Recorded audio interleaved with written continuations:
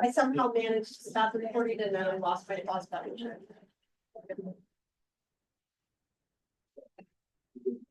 All right, good evening, everyone. I would like to call the joint village board and planning commission meeting to order for Monday, May 12th at 7 p.m. Before we stand for pledge of allegiance, I'd like to remind everyone to please just silence their phones and remove any headgear.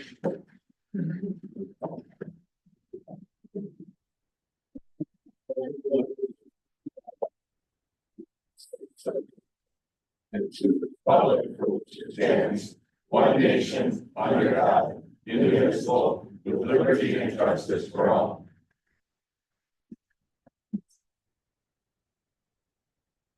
Thank you all. I'd like to also welcome our two new trustee members, Mr. Batiste and Mr. Willard. So thank you, gentlemen, for your service.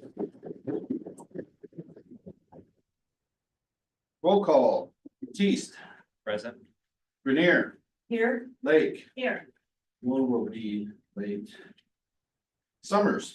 Here. Willard. Here. Yates is present. Planning commission members. Yates is present. Lake. Here. Still here. Lavold. Here. Janice. Here. Grimm. Here. And Kay Leitner. Here. Thank you all. Statement of public notice. Has been posted. Thank you. Item number 5, public hearing to conditionally rezone vacant land on Main Street, LANV 0032495 from A1 agricultural to I institutional. So I would like to open the public hearing. And I do have a couple of comments, which are these for the public hearing or for the citizen comments later in the meeting? Shirley? Mine says that. Yours is later, okay. Yours for the public hearing or not? Actually, for the public hearing, the zoning. Okay. Would you like to start? Thanks. My name is Kim Brizendine. I live at 7926 East. Can you speak up a little bit louder? Sure. My name is Kim Brizendine and I live in Overstone Development, Overstone Condos. Address? Address 7926 East Stone Ridge Drive.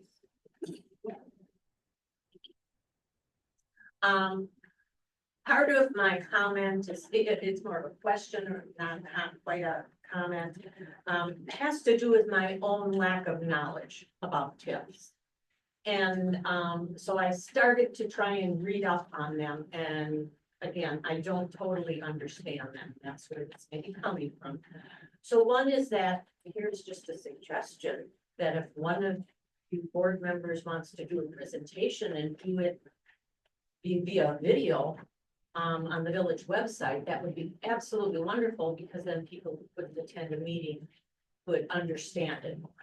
So my belief is that as part of this, that proposed development is part of the TID and the TIF, whichever. And I understand that it's proposed to be changed to institutional. I took a look at the different definitions that different villages and towns have on institutional, and it can vary widely. It does appear that in our zoning rules, it talks about it could be a public building, it could be a school, it could be a church, lots of different things. And I understand this is probably going to be a senior development, and I'm all for progress in the village. Question has probably more to do with my lack of understanding of TIDs and TIFs. And I always look at like the worst case scenario. So let's say this senior development that's for profit goes in, and somewhere 5 years down the road before that money is paid back, they say this isn't working out. They go bankrupt, Medicaid isn't paying for some things, whatever it might be. If that property then, that development, would switch hands to a nonprofit. Nonprofits then, my understanding, are, off the tax base. So how would the TIF, what is written in whatever agreement, what would be written to protect taxpayers and protect tax base? Could that ever happen? Probably not. Although today there was just something in the news about, wasn't a nonprofit, but it was a senior facility in New Berlin going on. So it could happen. So I'm just hoping that whatever is written and agreed upon, that is thought through about that worst case scenario for in the future. And that's it. Okay, thank you. For those that don't know, I have asked Ellers to come and be present at next month's board meeting to give an update. And what I've tried to have be kind of an annual elementary level of the TIDs and a further explanation, because as more and more people become aware of these, there are more and more questions because they are very complicated instruments. And I want to make sure that rather than relying on my knowledge, that people get an opportunity to hear it from the experts and ask them questions and make sure that they get the information they're looking for. So that will be part of next month's agenda. So everybody prepare yourself for a little longer meeting. Ben, you have some comments? I just thought the resident that made a comment here makes a good point that maybe we could all benefit from some background knowledge here. Yep, for sure. If you like, I would be happy to just generally explain my understanding of the proposed project, the reason for the process tonight, and then I know some representatives, both the landowner and the applicant are here, if they wanted to fill in anything that I might miss. That'd be great. Okay, so this proposal is to conditionally rezone what is generally referred to as the gross property. It's the big fields just north of Custer Lane on Main Street off to the east side. It's currently zoned agricultural. The way that the zoning code works is you can only develop the property in alignment with the zoning code. You can only rezone the property to a use that's already been identified in the comprehensive land use plan. The comprehensive land use plan shows this side of town as being kind of a vague district that's called planned neighborhood development. And what that contemplated back in 2018, when its joint village board and plan commission adopted that, is that for all of the remaining agricultural land kind of on that north part of the village, is that there would be a coordinated development, not just one parcel by one parcel, but for everything. And that would allow for a balance of residential, institutional, and potentially even commercial and multifamily. So folks are probably familiar with Rock Point Village Apartments. That kind of ate up, if you will, the allotment within that whole balance for what the plan commission and board thought would be acceptable for multifamily. So according to the comprehensive land use plan, there can't be any more multifamily up there unless the comp plan were to change. So at any rate, institutional is one of the land uses that the comp plan said is okay to rezone something to, albeit within proportion to everything else. So the proposal here, the application tonight is to rezone that to institutional. The allowable uses in institutional, you touched on a lot of them. And you mentioned, you know, different communities happen that different or address what's allowable differently. In Lannon, the permitted uses, and I'm reading out of the zoning code for institutional and public service district. Permitted uses include schools, churches, libraries, government offices, utility offices, child and daycare facilities. There's a list of accessory uses or, you know, for the accessory structures. And then there are conditional uses. Conditional uses require a conditional use permit, which is a whole additional process independent of what we're doing tonight. Generally, mausoleums, cemeteries, concert halls, funeral homes, landfills, ironically, hospitals, nursing homes, rest homes, homes for the elderly, telecommunication towers or antennas. So what this particular developer applicant has come to the village with, I think perhaps even going back to last fall, was the concept for a senior living development complex to go in on that parcel. They brought forth what some representative site plan might look like, the building materials, the interior finishes, that type of thing. But to your comments, for the action that's happening tonight, none of those details matter per se, because those details are typically worked out in a developer agreement that would require as exhibits the full engineering plans, the stormwater management plans, any other requirements, and quite frankly, anything having to do with TIF or TID would be identified in that development agreement. Now, because the comp plan already says institutional is an acceptable use, the applicant has a right to ask for a rezone apart from any particular proposed development. So the way I would encourage everyone to look at this is the rezoning that's being asked for, but it doesn't mean the project has to happen that way. Now, there's a caveat to this in that the property owner and the applicant have said what they're actually asking for is conditional rezone. What does that mean? Typically, and what, if I may, the village attorney's recommendation would be is that they don't even come forward with a rezone application until the developer agreement's already done, full engineering is done, architectural plans are done, everything else that I talked about is already done, and everything kind of moves through the required approvals as one full package.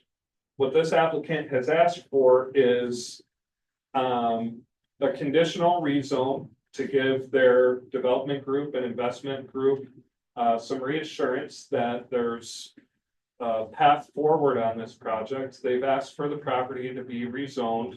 They don't have the developer agreement yet, but they've asked for it to be rezoned with a handful of conditions. One of those conditions would be that the developer and the village actually come to an agreement on a developer agreement. That developer agreement process will be separate. And again, will also require a conditional use permit, which those conditions will end up as an exhibit to the developer agreement. And when those details are being negotiated or hammered out, it will actually have to come back through the planning commission for the site plan review, the building review, the plan of operation, and the conditional use permit. The conditional use permit will require a separate public hearing. And then all of those actions, other than the plan of operation, will also have to go through the village board for review. And certainly if there's any thing contemplated regarding TIF or TID, that will all have to get approved by the village board. So what the applicant has asked for is conditional rezoning to give them enough confidence to move forward and make the investment in their legal architectural engineering on their end to go through the rest of the process. They've asked for this conditional rezone. What happens if, so one of my recommended conditions tonight is that the property be rezoned conditionally upon getting an approved and signed developer agreement. What happens if that condition or any other conditions are not met? Then the property, it just kind of fizzles apart. It stays what it is right now. A1 agricultural, the property rezone is never complete. So in this conditional process, the rezoning, we're giving them conditional approval now, and we're going to lay out for them, here's the conditions that we would ask you to meet. If they don't go through all of those required processes and meet those conditions, the property is never rezoned, stays agricultural. If they go through and meet those conditions, then the property will be rezoned. And again, all those conditions will involve lots more details, lots more points of review, and even at least one more public hearing to discuss those details. With that said, I guess. David, do you want to make any comments? No, I think you covered it. The purpose tonight is just the conditional rezoning. The TIF funding does come into play to make the project economical enough to move forward. But that's not really totally being addressed this evening. As far as information on what is a TIF and how that works and all the what if scenarios that you mentioned. And I think it was a good question, but it's not really a question for tonight, I don't believe. Correct, I would agree. So, I guess I want to add one more thing, that the type of development being contemplated here, senior living, is allowable in 2 different zoning districts in Lannon. Either institutional or multifamily. It was staff's recommendation that there's less risk, so to speak, going or steering this toward institutional rather than multifamily. Even though there would still be all these conditions, et cetera, it just seems to fit the institutional use better with kind of less risk of something switching around late. You know what I mean? Could I ask a question, please? Yes, sir. You want my name and? Get name and address, please, for the record. Robert Kneifel, Knifl, 19864, Overlook Court in Lannon. The question I have is, with this development going into the TID, when will the Lannon taxpayers benefit from this project? So assuming things move forward, that would happen when the TID closes. When the TID closes, the village is allowed to take a certain portion of the incremental assessed value or equalized value, one of the two, and put it to their levy. So that's really the big driver for the creation of the TIDs, is to help spur and create an environment that's conducive to development as a means to raise your tax base. But there's obviously some caveats to that, and it doesn't get realized fully until the TID closes. And when is that, if I may ask? So the maximum, that TID 1 is a 20-year TID. TID 2 is a 27-year TID.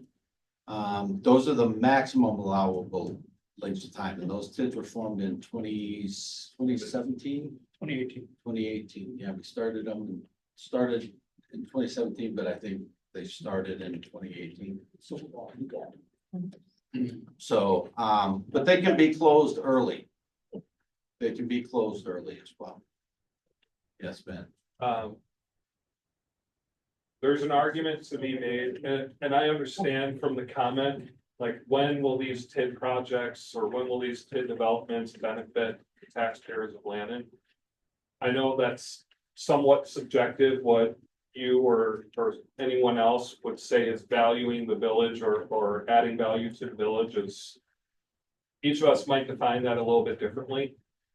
And perhaps we'll get into this more next month, but TID funds, while the TID is open, TID funds can only be spent on uses identified in the TID project plan.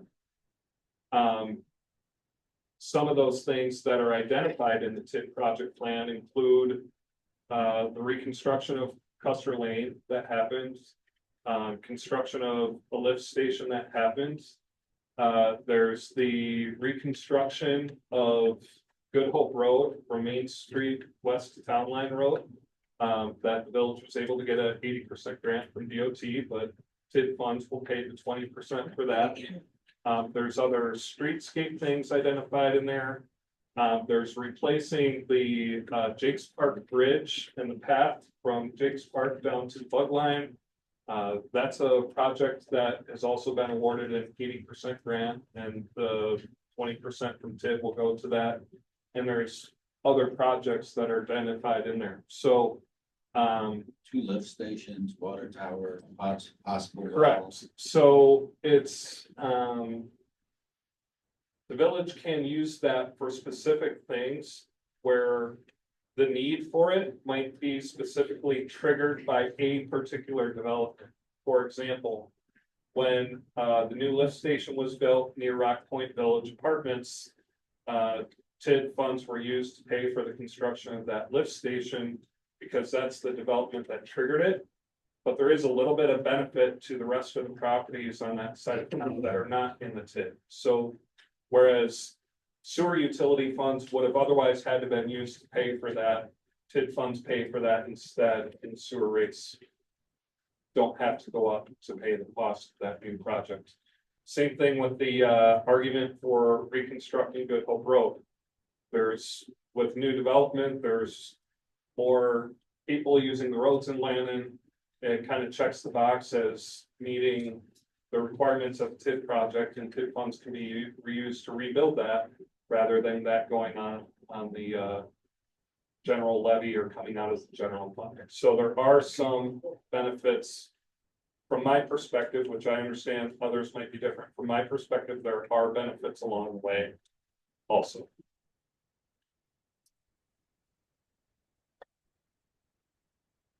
And for those not familiar, how are TID funds funded?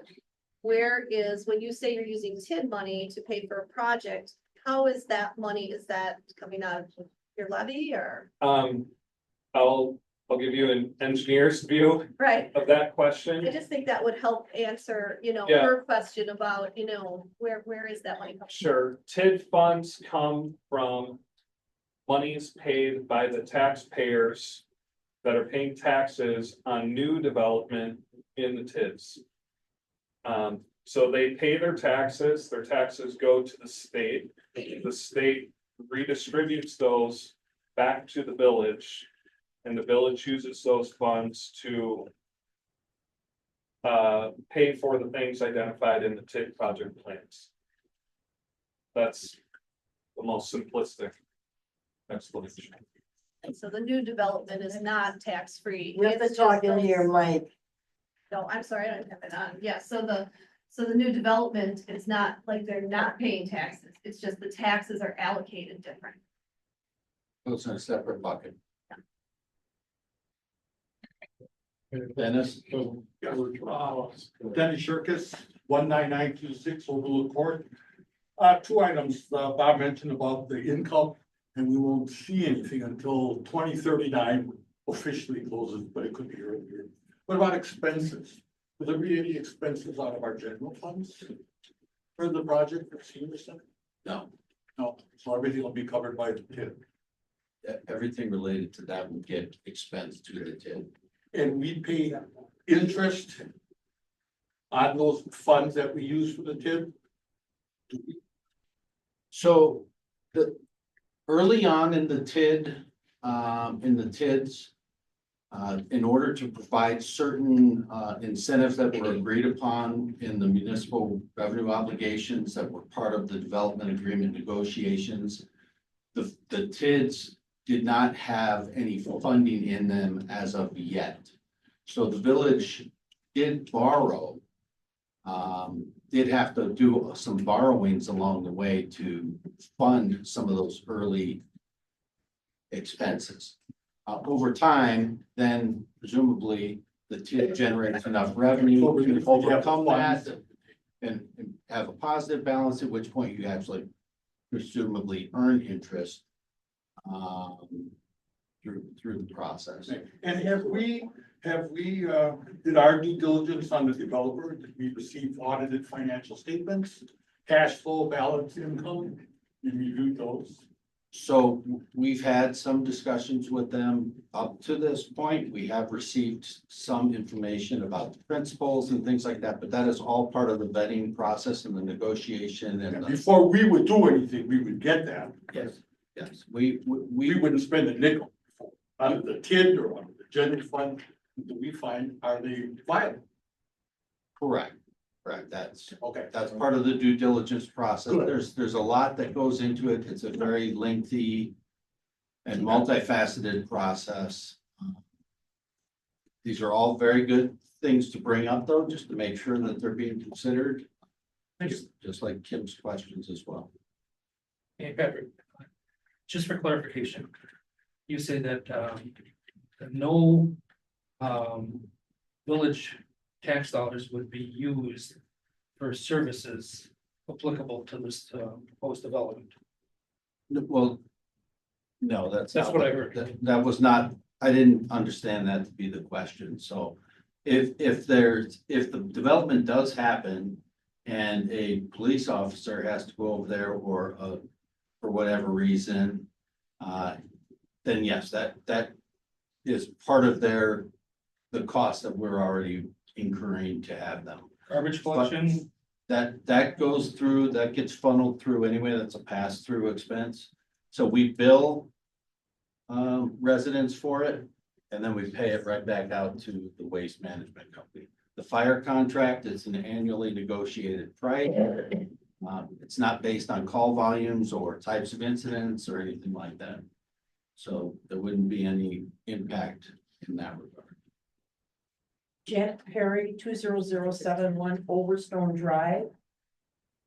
My question is, when we negotiate with the fire, we already thought that that was too much of a portion for Lannon. What about adding all these people, more people? That's then going to affect everybody's taxes or not? So it's the presumed bed count, I believe, if I'm not mistaken, is 56. Right. It's really gonna have a very Okay, it's not.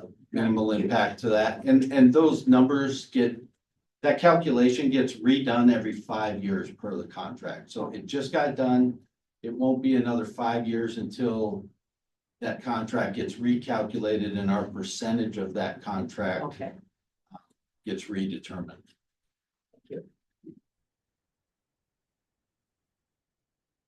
Any other comments?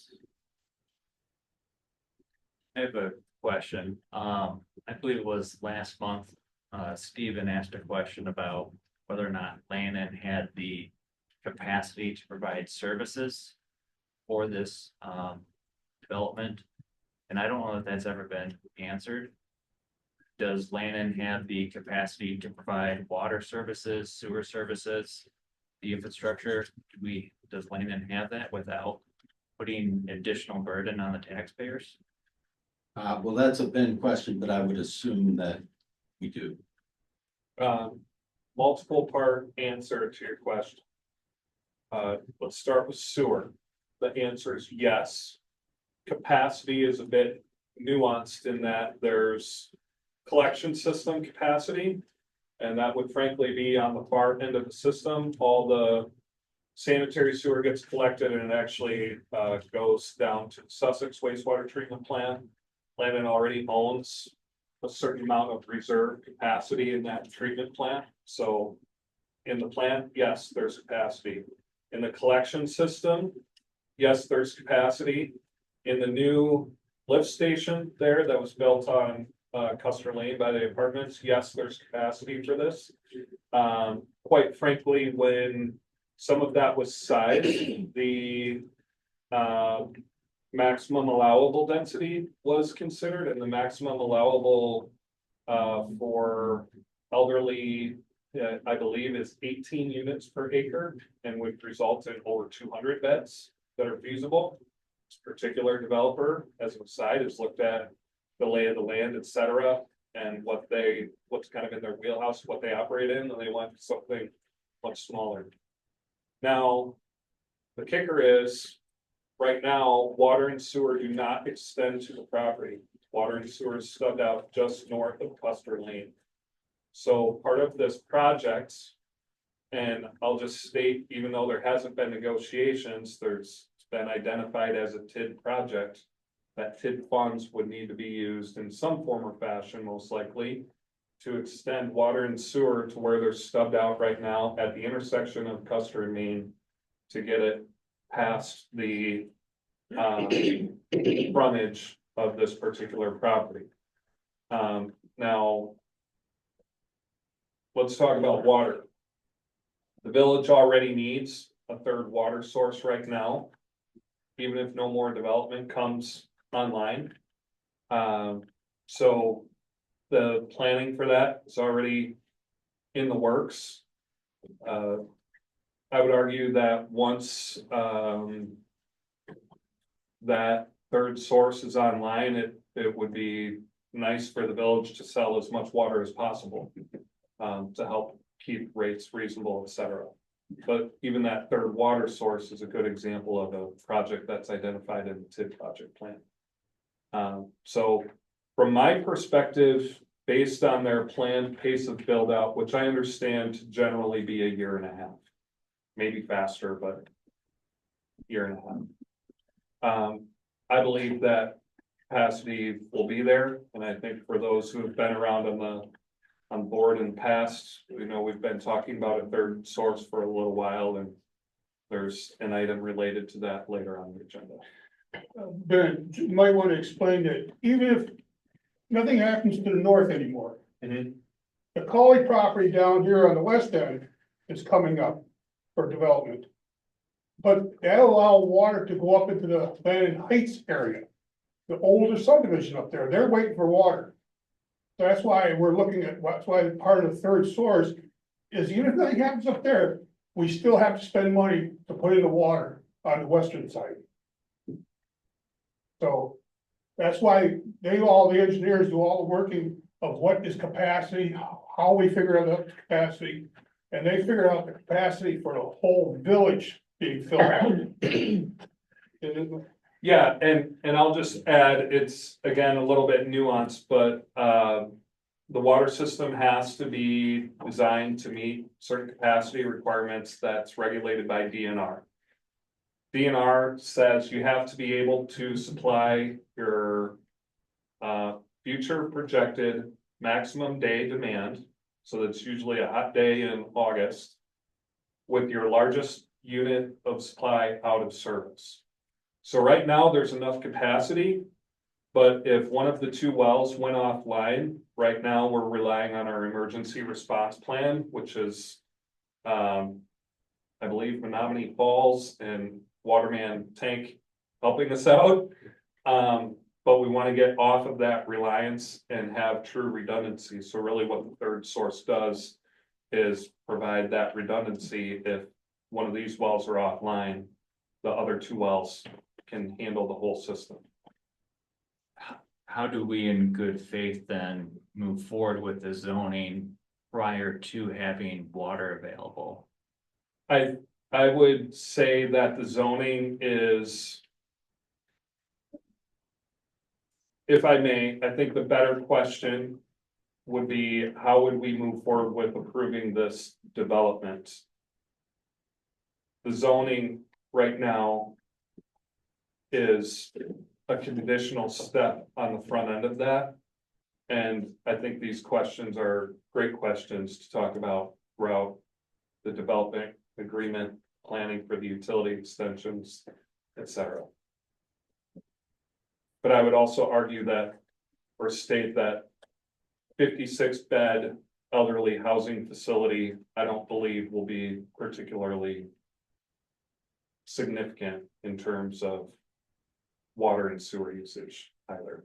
And one more question, is there, with this conditional zoning, is it stated that this is limited to 56 beds? Or is there anything that would prohibit them to do an expansion 5 or 10 years down the road? Business is good and they want to do a phase 2? That would not be addressed in the conditional rezoning. That would be addressed in the developer agreement.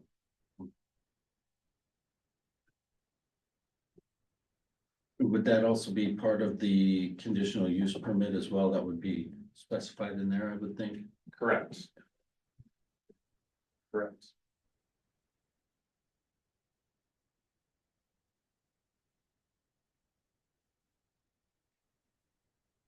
Yeah, oh, I'm sorry. It's okay. Janet Perry again. Do we know how many dollars are in the TID funds? Do we have an excessive amount that we don't have to be concerned about running short on TID funds and having to borrow more? I don't have my finger on the pulse of exactly what those numbers are today.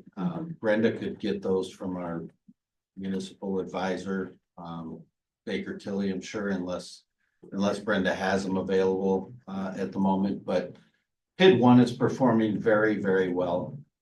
And we've all seen there's significant growth and value in that TID, so it's doing very well. Well, based on the last annual report from Ehlers, which was dated 2023, the 2024 report has not come out, but the TID one balance beginning of the year was a negative 1.2 million. TID two was a negative 76,000. So, I mean, just calling it like it is, we can't say we're in a great financial position when we have a negative balance to start the year. No, what I said is they're performing very well.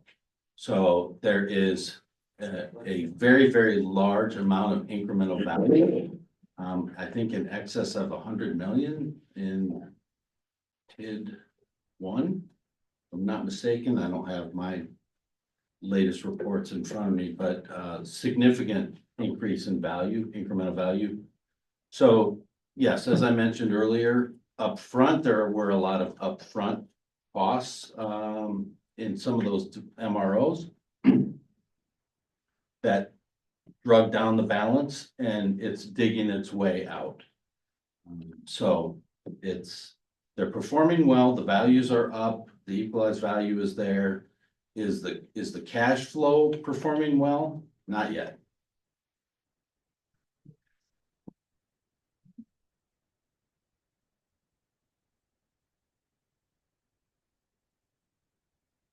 Other ones?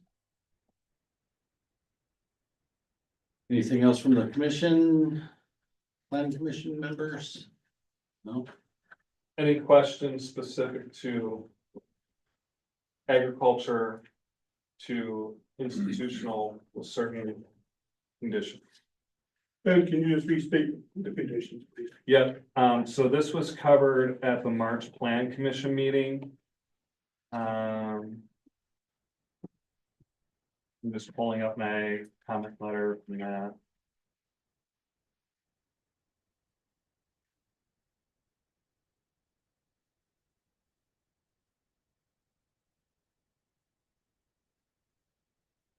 So at this time, ultimate action on the rezoning application anticipated to be conditioned upon receiving an approved developer agreement, engineering plans, plan of operation, conditional use permit, and demonstrated ownership of the land by the same identity identified in the developer agreement. Those would be 5 conditions that I would recommend adding to this rezone. Yes. I'm not gonna stand up, it's too hard. Cynthia Grimm, 20545 West Good Hope Road. I live in the old section of town, there's been a lot of growth here, and we've seen 2 TID districts. And I think they've done a good job, the village and the plan commission has done a good job. So I don't understand the big concern with an elderly building going in to an agricultural place. Overstone was agricultural. And the TID districts are doing fine. I get there's concern, there was concern when I first learned about them. But I don't see any issue and I'm for it. Any other questions or comments?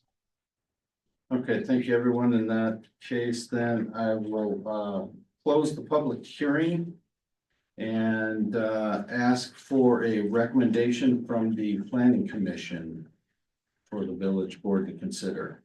I make a motion to recommend to the village board to conditionally rezone vacant land at Main Street, LANV 0032495 from A1 agriculture to I institutional with the following conditions. A development agreement, an engineering plans, plan of operation, conditional use permit, and demonstrated ownership of land by the same entity identified in the development agreement. Here we have a motion. Do we have a second? I will second. Got those, Brenda? Yeah. Okay, any other discussion? All in favor? Aye. Any opposed? The motion carries for the recommendation from the planning commission. Now I will ask for action from the village board. Do we have a motion from the village board?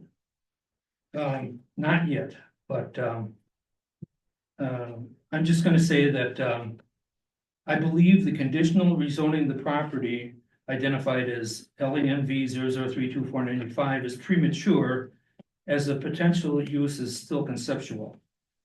Thus far, a PUD or a development agreement has not yet been submitted, neither of which require approved rezoning prior to that submission. The board should consider the cost of infrastructure improvements to obtain a time phase cost flow analysis to determine how long it will take to compensate the village via collection of incremental property tax.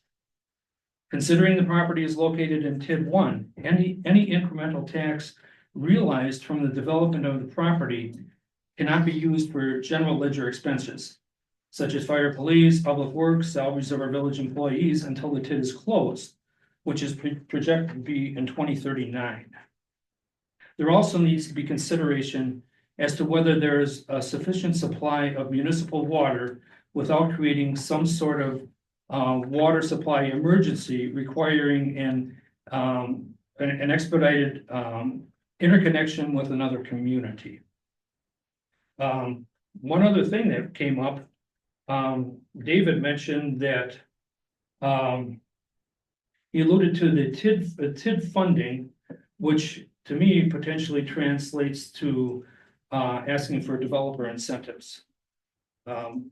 So not sure we want to go down that path. So it's for the above mentioned reasons, I move for the board to table a decision on the conditional rezoning of LANV 0032495 until 1, a formal and binding development plan is submitted. 2, the cost of extending sewer and water is understood. 3, a time phased cost analysis comparing infrastructure improvements versus incremental property tax is available. And 4, the village engineer provides a report that establishes a sufficient supply of municipal water is available to service the proposed development without any modifications to Lannon's current municipal water system. I also move that the motion to table be taken via roll call vote. Okay. So we have a motion. Do we have a second?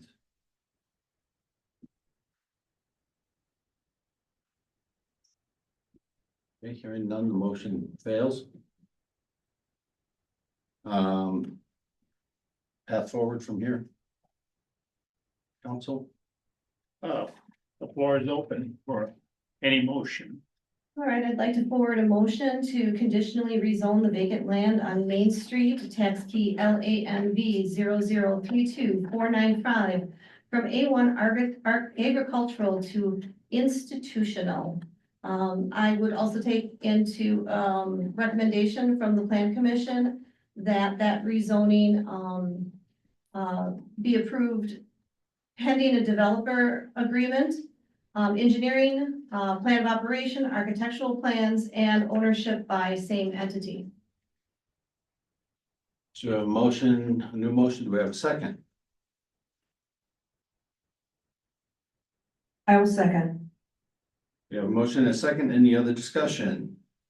Um, I guess go ahead. I have similar concerns to what Willard has expressed. And it's been stated that those concerns will be addressed after a conditional rezoning. For the applicant's sake, I guess my concern would be is that if we cannot come to an agreement with how we're gonna get water services to this property and how the services will be had, are we wasting their time with giving them a conditional rezoning if we can't provide the services that this parcel will need? I think Mr. Willard has brought up some good concerns and I think you have echoed those in a slightly different fashion, but that is kind of how this process and the reason for this process to do a conditional rezoning is designed, is to simply provide the opportunity for the potential developer to make that decision if they want to then move forward with pretty significant investment in terms of dollars and time to come up with their required portions of this. The village also has a lot of responsibility too, as you pointed out, and as we've discussed at length here in terms of our due diligence and vetting the concept and making sure that however it happens, that it's A, that the village is protected, and B, that it's a beneficial scenario for both parties. What we try to do is create win-win situations where it's good for the village and it's good for the developer. That's the goal always. As you're starting to see, there are a lot of steps along the way. There are a lot of questions and there's a lot of work that's going to go into this moving forward. But for anything to really start to happen, this is the first step of that process, so. Any other discussion? So we had a motion and a second. I will do a roll call vote if, as recommended. Lake, Yes. let me get to the right one here. Batiste, No. Grenier, Yes. Moore is absent. Summers, No. What'd you say? no. Willard, No. and Yates is a yes.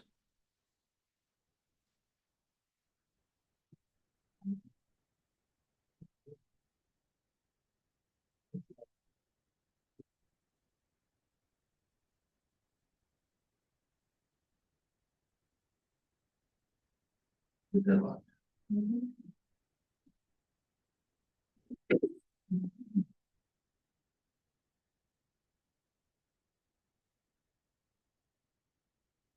Time did trustee Moore indicate what time she was gonna be I here? don't know. She said she had an exam at 6 o'clock. She wasn't sure it was, a certain amount of question, and she wasn't sure at what point, how long it would take, but, she's going to be here as soon as possible.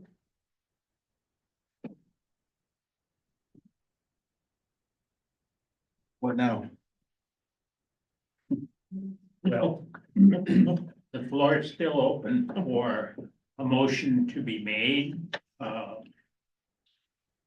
including a motion to table it with different terms and conditions, pending the availability of an odd number of trustees to avoid a deadlock as we currently have. Would it be allowable for me to make a motion to table the item until later in the agenda? After item number 25? Yes, that would be assuming there is support for the motion. I will make a motion to table the item for a roll call vote until item number 20, a new item 26. And I will second that motion. All right, we have a motion and a second, try this again. All in favor? Aye. Aye. Aye. And opposed? Any opposed? Okay. Motion carries. The table. The village board vote on item 5. We'll move forward then to item number 6, planning commission, discussion and possible action on sign permit for AJ Liquor at 20316 West Main Street, Suite 106, Landon, Wisconsin, 53046. I will be recusing myself from this item, but I am available to try to answer questions if there are any for the commission. Ben, did you have any comments on this particular application? No, This Ben has fulfilled all requirements. I frankly did not review it. I apologize. Since the sign is already up.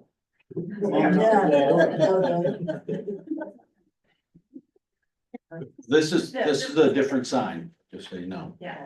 Yeah, what's on the wall is already on the wall. No, that's a temporary one. This is the permanent sign. The one he's got up there is temporary. Yes. This is the actual electrical illuminated Okay. version. As a sign person, can you tell us if this is a good design?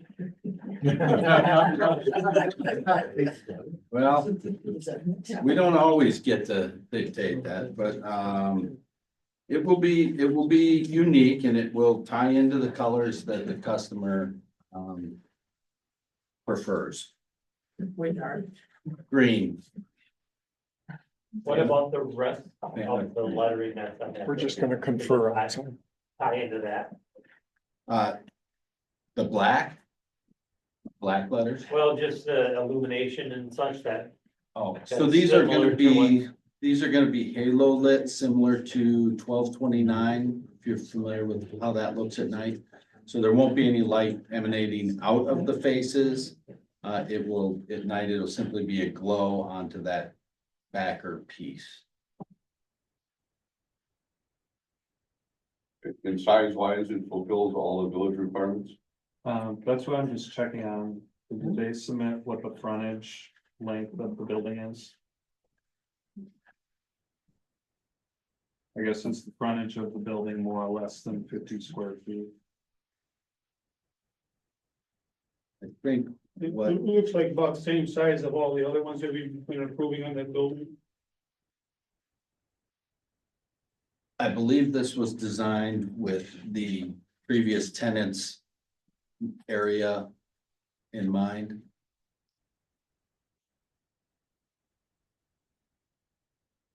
I see that. So the overall area of the sign here is presented as just slightly under 28 square feet. This is classified as a wall sign in the area of which is limited to 1 times the width of building frontage. Each individual tenant or unit here is entitled 1 sign. So I'd have a hard time believing that that is not in conform, meaning, Not the requirements. right.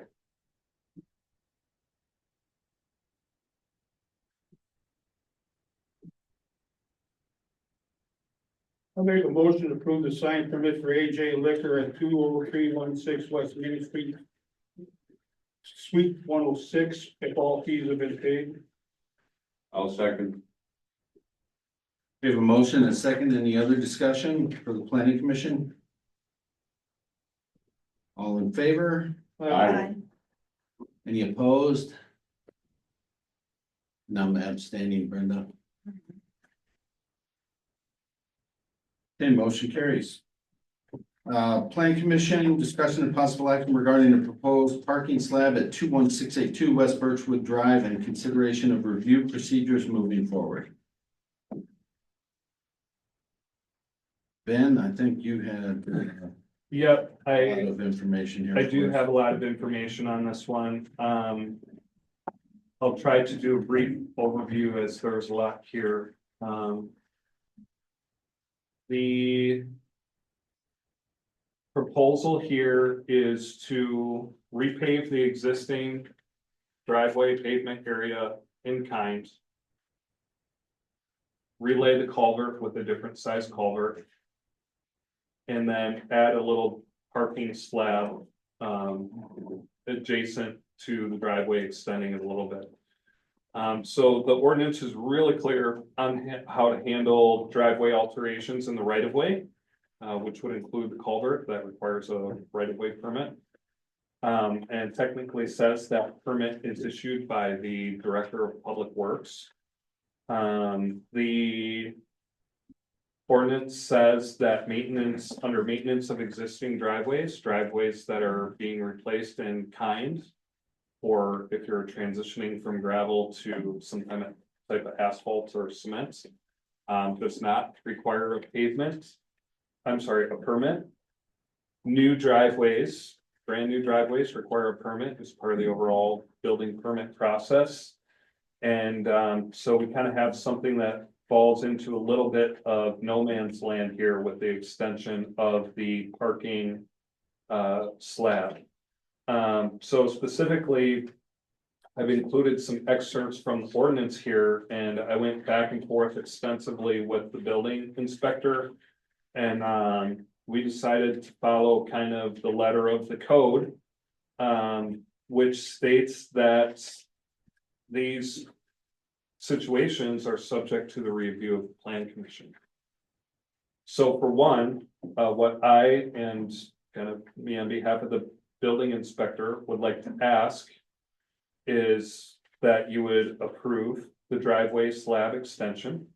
The building inspector and I have reviewed it, its size, etc. It's offset from the adjacent property line to see that the plan conforms. So for one, I would ask for your approval. For two, I would like to bring up, just generally for discussion, if the Plan Commission feels that this is the appropriate way to handle these types of situations, that they come before the Plan Commission. One of the challenges with that is that the Plan Commission obviously only meets once a month. And it's a requirement that frankly, even the building inspector and I weren't quite aware of, so we kind of lucked out in that these folks wanted their driveway done this week, and there happens to be a special Plan Commission meeting this week. Otherwise, they'd have to wait till the end of the month for Plan Commission action. So just wanted to poll the Plan Commission here a little bit, if it would be open to reviewing this procedure potentially at a future meeting. And if that is something you'd be open to reviewing, I'd be happy to kind of coordinate with the building inspector and the village attorney to perhaps propose a change. I'm gonna step up here now, and I'm just gonna start out with, I'm gonna be making the motion, we're gonna approve this. But I also am gonna put on that same motion that I'm gonna make a recommendation to the village board so they can sign the legislation to remove the Plan Commission from this part of the ordinance. So with that in mind, I'll make a motion to approve the proposed parking slab driveway at 21682 West Birchwood Drive. And also at the same time that the recommend to the village board to remove the Plan Commission from the driveway maintenance for all residential properties. Leave us on the buildings, where we, construction like that, but driveways, residential driveways, anything that has the Plan Commission listed on in the ordinance should be removed. I think when they wrote that, there was really 20, 30 years ago. Sure. When there wasn't really anybody around. Right, and this comes from Village Ordinance Section 58, whereas Chapter 78 is all zoning. And all zoning matters definitely come before the Plan Commission. Everywhere else, there's certain things that are kind of hit and miss what goes to various department heads or staff versus board versus planning. Because, because right now you also have all these driveways that aren't paved throughout the village. Right. That now should be getting the letters this year, because I don't think there's any original people owning a property from 98. No, is it, yeah, December 12th, 1998. So that's my motion. So we have a motion, do we have a second? Well, I just want to add that, you said section 58-31, item B, is what he's referring to being removed. Yep.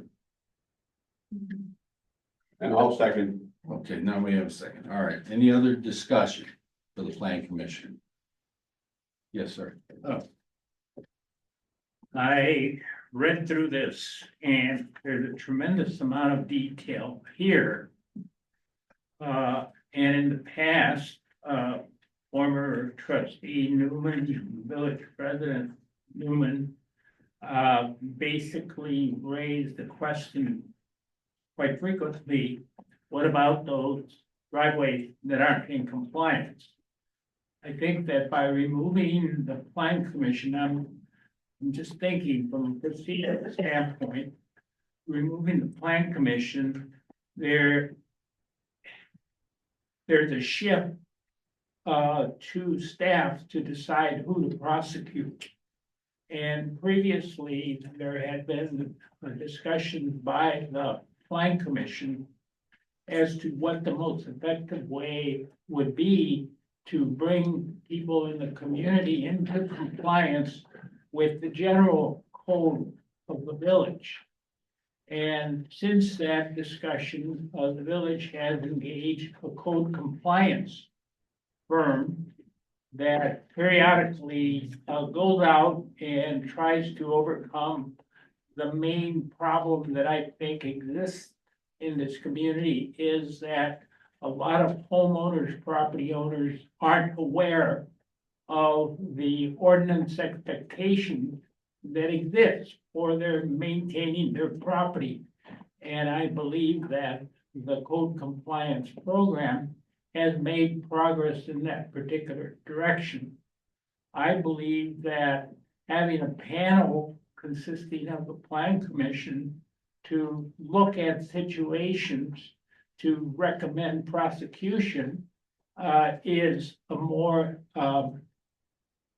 democratic way of deciding rather than shifting the burden onto staff. Now, there is a very good point made by Engineer Wood. You meet only once a month. However, nothing prevents you from establishing a subcommittee of the plan commission that can gain a certain level of expertise and basically be delegated the responsibility of filtering through the recommendation of staff and looking at the ordinance, which is quite extensive, depending on the situation, and making a recommendation for approval, or in the event of reservations about approving a particular situation, there can be a referral to the plan commission. That, in my mind, would be a reasonable compromise to make things more efficient, and at the same time, enable the village to progress in bringing people to the realization that there's an expectation of compliance. Later on in your agenda, you have a proposal for the incorporation of streetscape provisions. Again, that's another dimension of compliance. So for what it's worth, those are my thoughts.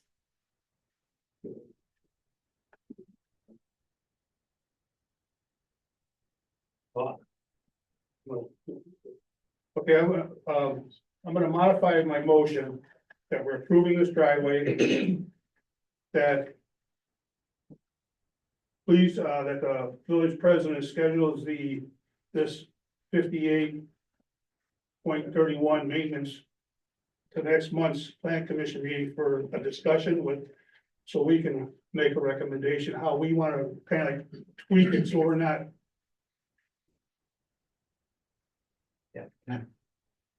So we have an amended motion. I'll second. We have an amended second, to remove the striking of 5831, To the village board. sub B, until. Yeah, until the planning commission can further consider, any possible changes to that section of the ordinances. And then this should be put on the agenda for next month's meeting? Next month's planning commission. Yes. We have a motion, a second, any other discussion? Okay, all in favor for the planning commission? Aye. Any opposed? Okay, that motion carries. Moving along, item number 8, planning commission. Excuse me, am I allowed to make a statement to help, hopefully help clarify some of the issues that came up on our item?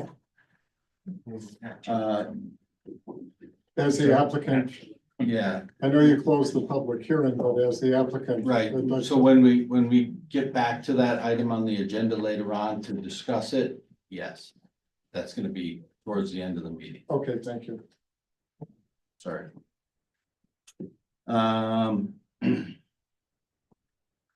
Okay, item number 8, Plan Commission, discussion and possible action regarding partial adoption of the Village of Landon Downtown Vision Plan and Development Guidelines. And Ben, I think you prepared some comments for this as well. Yep.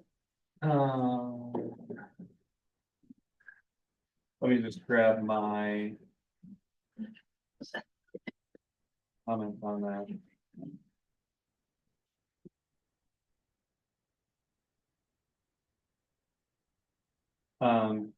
So similar to the last item. I know there's. That this kind of streetscape plan is what we're kind of generically calling it, but it also. I think it's called the downtown. Downtown Vision Plan and Development Guidelines. So part of architecture's scope on that project was to come up with a streetscape plan, some downtown development guidelines, Jake's Park plan revision, and then a separate vision for just a special downtown area. So one thing I brought up to President Yates that I don't want to get lost in the process or bogged down with some of the other elements is that we could really benefit from potentially adopting, even if it's just by reference, some of the downtown development guidelines. And I bring that up because right now, section 78-123 covers site and structure design criteria for all the zoning districts, basically, other than quarry.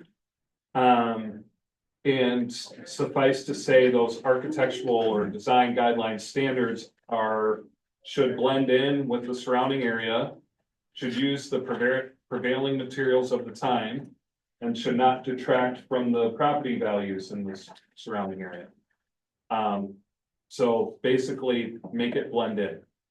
Part of what the original intent of this was to try to get some type of a cohesive vision in place so that as either redevelopment or new proposal development opportunities come forth, kind of in this stretch of Main Street, which really covers from Good Hope Road, sort of up to the bug line, I guess,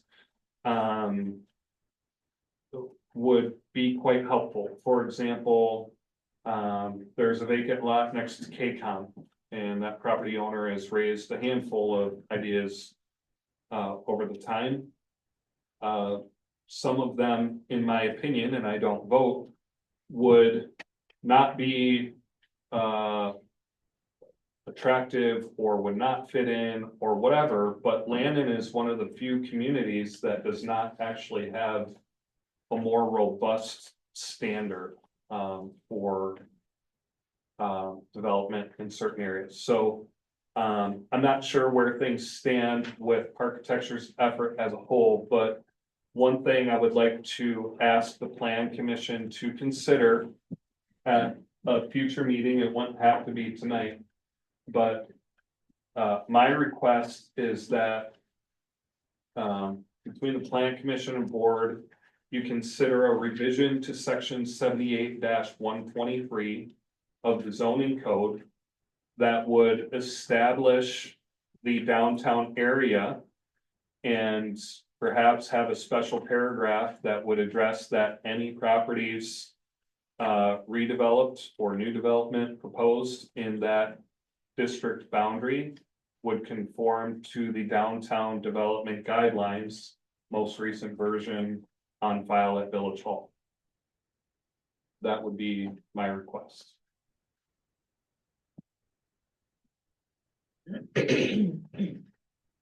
And the plan is still in draft form, so don't get me wrong, this is not something that you can move forward and accept and adopt tonight. But we're talking about building massing, scaling, what types of materials, awnings, what they do in the right of way area. Any amenities that they have, whether that be parking, stormwater management, public spaces, benches, outdoor furniture, lighting, all of those things. Trying to set a standard for this area. And there are a couple areas, pieces in here that do tie into some of the stuff we're gonna talk about later too, with the pedestrian and bicycle system and the safe route to school. Shared use paths, there's some stuff in here that applies to that as well. And then along with this, you all know I'm an engineer, not an architect, and when we get to that level, what I've seen in other communities is they will actually have someone more with either an architect or a landscape architect background, that when certain proposals like that come up, that person will actually conduct the plan review for those applications. And part of what I would like the plan commission and board to consider would even be to retain architecture just kind of on a on-call time and materials basis to help if there are future developments proposed in this district, that they could review them for conformance with the downtown development standards. And on page 20. Okay, is that what you're considering the downtown district? It's plan features downtown commercial district, and I guess is that whole area? Yes. Dotted line area? I think a better, it might be. What about the one on page 9, Ben? That might be a more clear identifier of the kind of the parcels you're talking about. Because the one Commissioner Janice brings up is really just, that's all conceptual, potential development type stuff. This is like the real. Yeah, and I guess if this was directed by the bodies here to move in this direction, we could kind of work to identify that map. But yes, on printed page 9, numbers page 9, I would agree that's the boundary.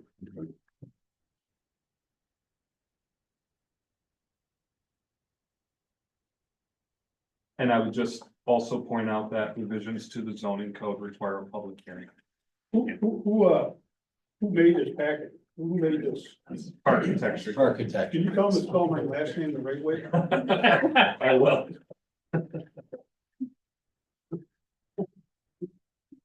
Because, the only thing is, so you're looking for Ben, what? You're looking for future discussion on adding items 11, 12, 13, and 14, and 78, 20, 123? I guess if you agree, if you wouldn't mind directing, again, generically staff, I would envision myself Hector and maybe even a designee from the plan commission to work on a proposed revision to section 78-123 for future consideration by the plan commission. That would be my specific ask. Because I do have one other comment on page 2. Where it says Land and Comprehensive Plan Amendment 2017. They kind of like make this document is an amendment to the recommended land use plan. And then the last sentence is the future of land use plan is the centerpiece of the village land use policy. Is this going to be replacing that plan or is? No, I think as an amendment, it would say that for this specific area, it would augment the comprehensive land use plan. I was gonna say supersede, but I'm fuzzy on that specifically, what that process would look. It's almost more like an overlay. Yeah, like the Yeah. comprehensive land use plan would still apply to everything else, but this would be an amendment focused just on this area. Yes, sir.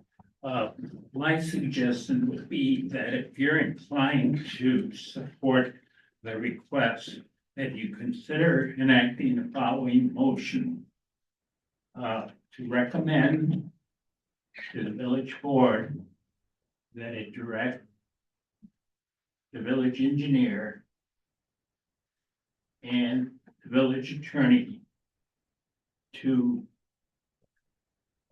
prepare a draft modification of section 78-123 to incorporate the applicable details of the plan, which is labeled what I don't have.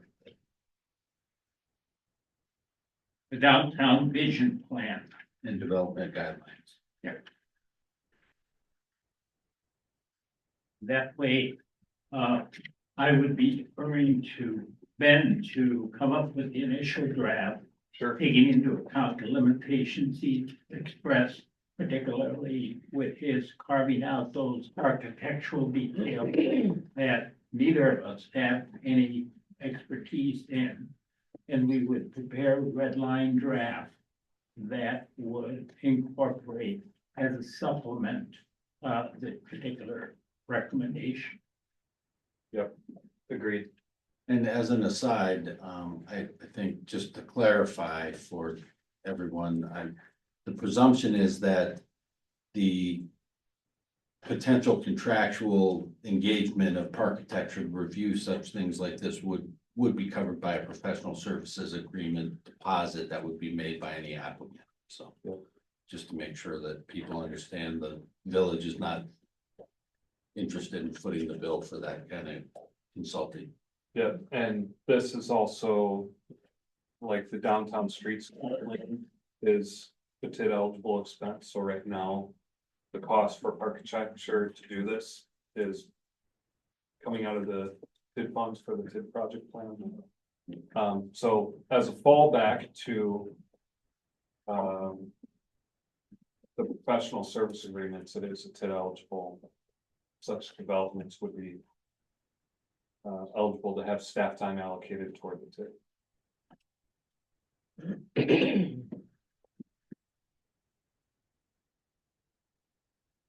So did anybody get that? I make a motion to recommend to the village board to direct the village engineer and the village attorney to prepare a draft modifying section 78-123 practical details plans to architect development guidelines. I'll second. Excellent motion, Mr.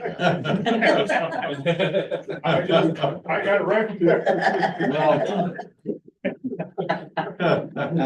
All right, we have a motion, a second. Any other discussion by the planning commission? All those in favor to do what he said? Aye. Aye. Any opposed? Motion carries. Do I have a motion to adjourn the planning commission? I'll make a motion to adjourn. Second. We have a motion, a second to adjourn the planning commission. Any other discussion? All in favor? Aye. Any opposed? Motion carries to adjourn the planning commission. You're welcome to stay as long as you like. But you're also free to go. Item 10, discussion and possible action on the reading, correction, approval of the minutes from the 4/7/25 village board meeting. Have any comments, corrections, or a motion? I will move that the minutes of the village board meeting from 4/7/2025 be accepted as submitted by the clerk. Second. We have a motion, a second, any other discussion? All those in favor? Aye. Any opposed? Motion carries. Excuse me. Committee reports, finance personnel. We'll cover under number 25. Legislative weed.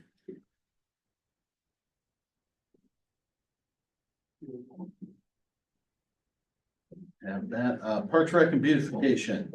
All right, I would like to, I'd like to thank everybody for participating in the rummage sale that happened on May 3rd. We had 24 families that were registered on the online and printed version of the maps, and they sent me some really nice thank you notes saying that they had good traffic and that they appreciated it.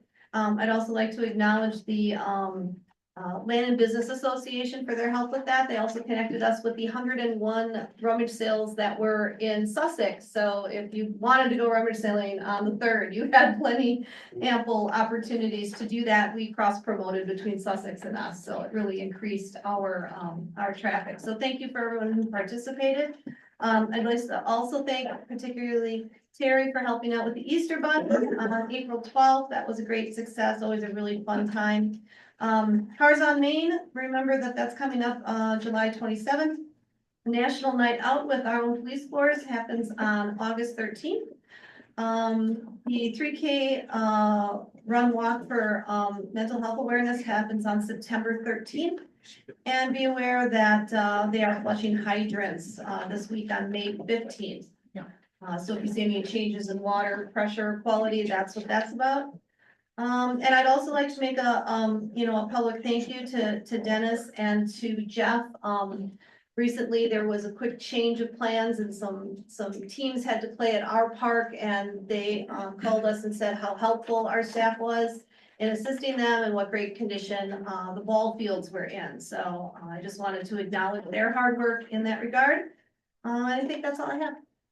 Okay, thank you. Public safety. Tina, She's not here. I did talk to Tina, and she says you're welcome to call her if you need to have her present at the meeting. She is still in class right now. Oh, she's taking the test still. Yeah, but she said she'd be available by phone if you needed her, so I don't know. Okay, Public Works Recycling Sewer, we are absent that individual at this time as well. Corey, you got that. Only thing I have been in the email I sent you a week and a half or so ago about filling the quality property. If Hector got a chance, because there were two different attorneys involved in there, just to make sure that all T's are crossed, I's dotted. Could you speak into the mic, please? I'm sorry. The quality farm is being, Not working. it's broke. The quality farm is being built. And some of these documents were 20 years old plus. And I just wanted to make sure, because there were different attorneys involved, that the language was all Right. correct. That was the only concern. Not working. Okay, thank you, Don. Department reports, clerk's office. Just that board of review, I think I gave you all the meeting agenda and the guideline for the board of review. For May 22nd, at 4 o'clock, if there's anybody who is objecting to their assessments, they need to contact the assessor first before they would come to that meeting. I do have a training video and test available, if anybody on the board wants to do that this year, before that time next week, just name. I will be doing the state financial report Wendy got to me, that is due on the 15th, so I'll be entering that in the next couple of days. We did get an extension on the PSC report, which will be done, beginning of June. We will be processing ACH payments for the utility bills if you're signed up for that. That will happen later this week. And I also received something from Hamilton School District, that they are starting, to look at their budgets. Their annual meeting is August 18th. Their budget hearing is, at 6:15 on that night. I'm sure they will be starting to discuss their budget, items probably over the summer. So, if anybody's concerned about, school budgets and that, you should be watching their agendas as well. Okay, thank you, Brenda. Police department. We'd like to thank everyone for participating in the drug take back day a couple of weekends ago. We collected about 15 pounds of unwanted prescription drugs. If you missed that and you want to contribute, we have our drug box here, which is open during business hours. Also wanted to let everyone know we have a CPR class coming up, May 24th from 10 to noon. If you're interested in that, please contact the police department. A CCW class on June 7th, 10 a.m. to 2 p.m. is $50. And a boat and ATV class, it's the DNR curriculum on June 18th and 19th, and that is free.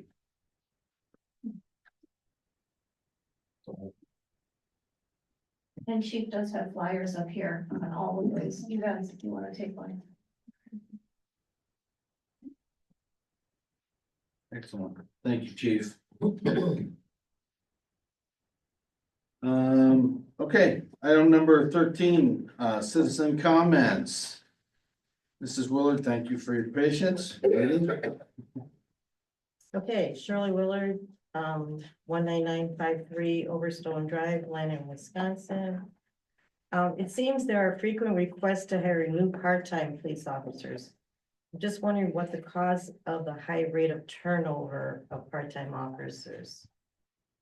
And then will development of the proposed assisted living and memory care facility provide any immediate tax benefit to fund the village general operating expenses? Third, the proposed pocket park is a beautification effort by the village. Yet significant eyesores are not being addressed, which are in the immediate vicinities, and just wondering why that is. And my last is there any chance of citizen comments being answered at one time or another? Because everybody makes citizen comments and you don't get an answer. Right, right. So I'm just wondering how we can do that. Yep, no, yeah, I think that's a good point, and I think that, I think what I can do is make a concerted effort to come back to the next meeting, and perhaps during my report, I can try to address some of those concerns if they haven't already been addressed during the course of the meeting. I think a couple of your items got briefly mentioned, but Brenda, did you get all three of those? Yes. I think it was three, right? Four. Four? Did you get all four? Yeah. Okay. I was trying to listen and take some notes, and I got two of the four. Any other citizen comments? Yes. Cynthia Grimm, 20545 West Good Hope Road. Only one in. One M. Two issues. One is the mic issue. Even sitting here tonight, you have to ask to hear. It's just as hard at home if you don't talk into your mics when you dial in to listen to the meeting. Just want to let you know, it was very beneficial to listen to you guys, but it's very hard if you don't talk into the mics. That's You good can't feedback, hear. thank you. And my other issue is AFW Foundry and H&M Brandt HM brand. How big does that pile have to get before somebody does something about it? I mean, people talk about eyesores in the town. I know Betty Ann's they're working on a grant and trying to get their building fixed.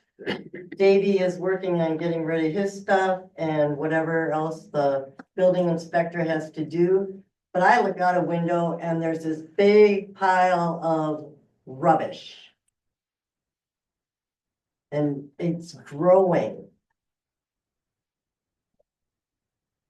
What do we do about that? And he wanted a crushing permit and we had to stop and you rushed through to give him a crushing permit. And that pile is still there. Clarifying question, is this behind AFW on Good Hope Road? Yep. Or is this on Main Street? No, that's this one over here. I've watched it grow all winter At AFW, right? in that yard, right?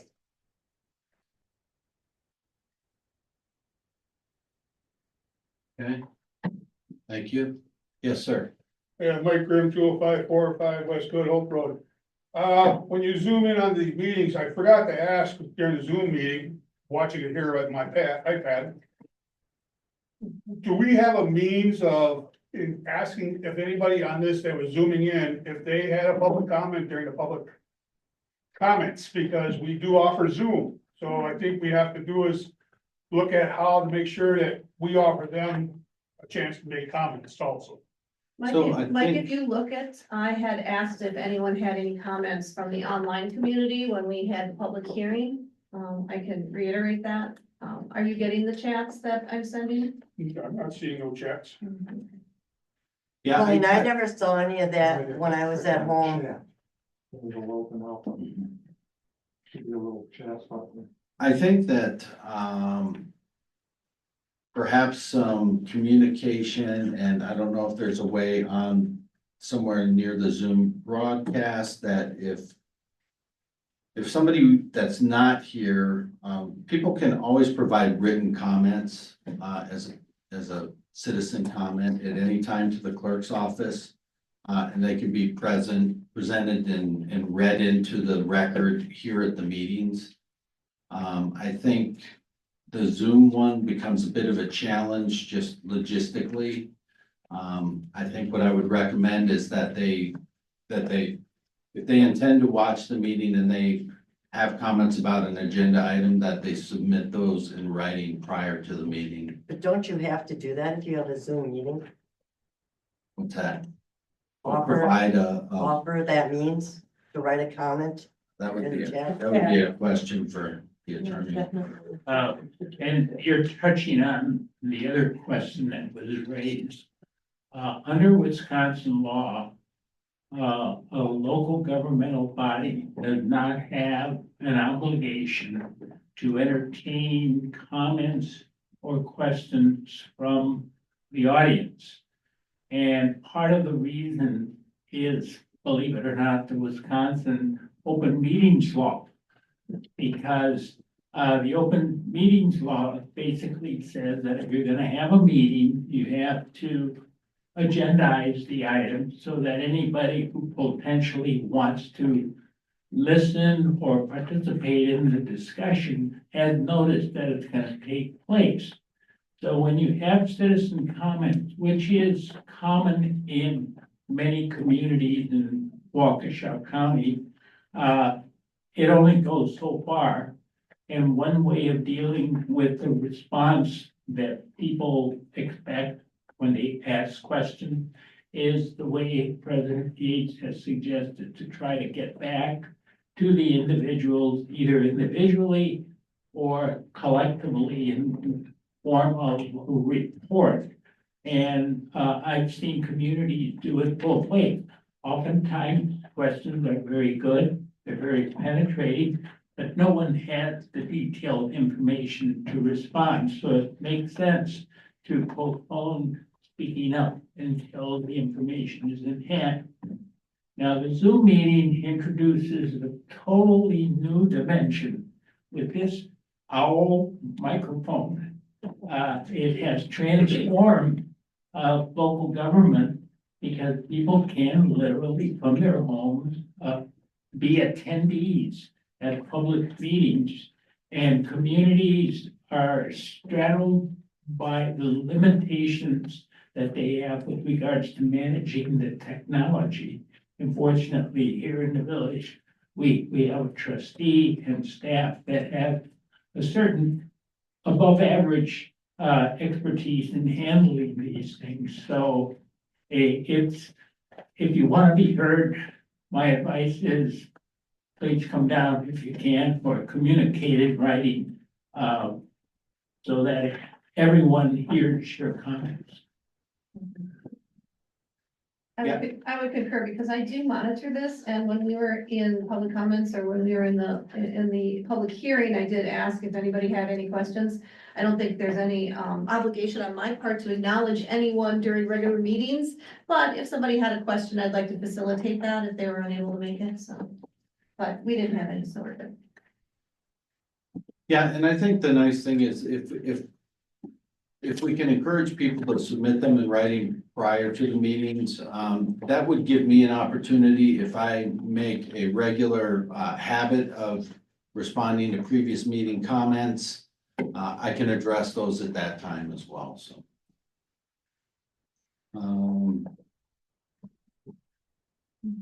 Let's see, so 14. any other public comments? No? Okay, thank you, everybody.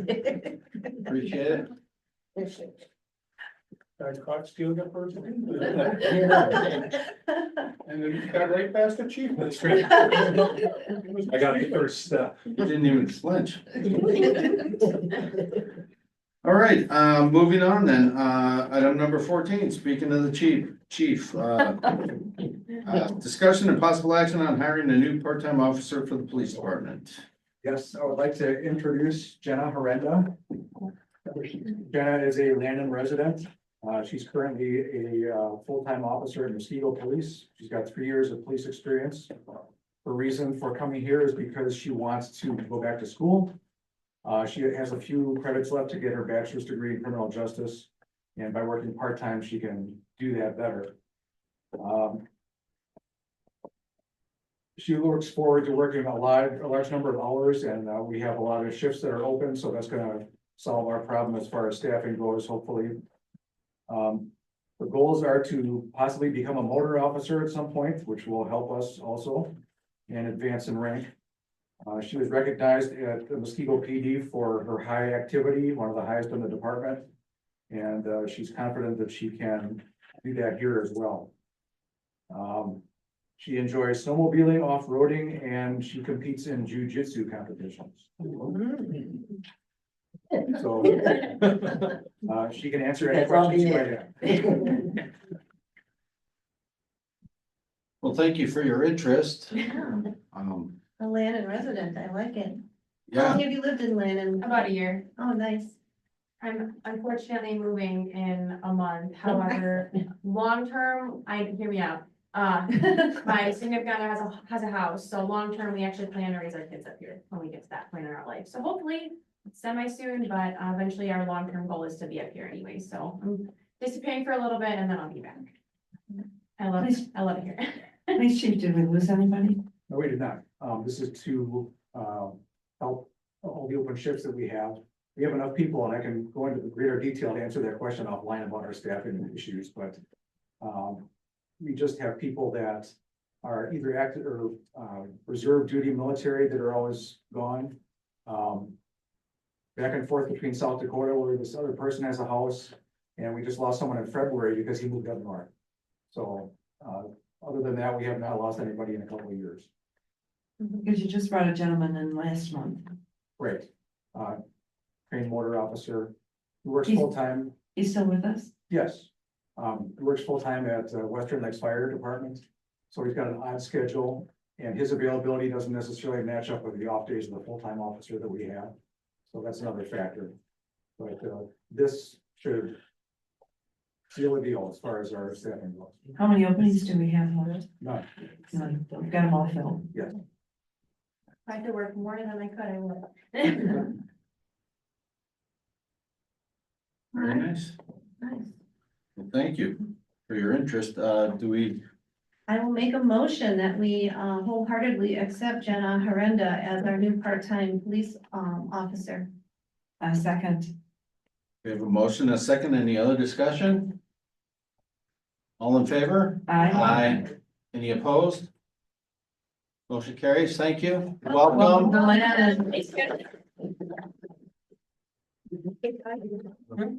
Hey, I drive a brown car and a brown pickup. Don't worry about speed. Thank you, guys. Thank you. Item number 15, discussion and possible action on approval of a resolution for MIU agreement.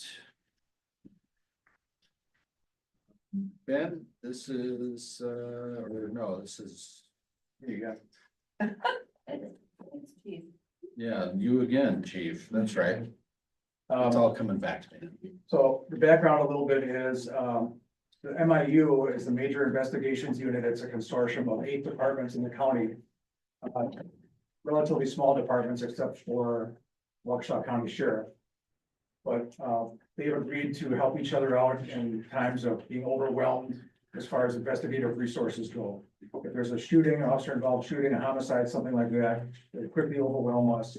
We can call on them to provide detectives and crime scene investigators and that sort of thing. So it's kind of like an insurance policy, if something were to happen here. Also, we provide personnel that are experts in their subjects to provide help to them in times of their need. So I've not seen the resolution, but I can, I can read the resolution portion into the record for consideration. And then there's some supporting documentation here as well. It's kind of, so this is similar in nature then to mutual aid agreement for, yeah. Right.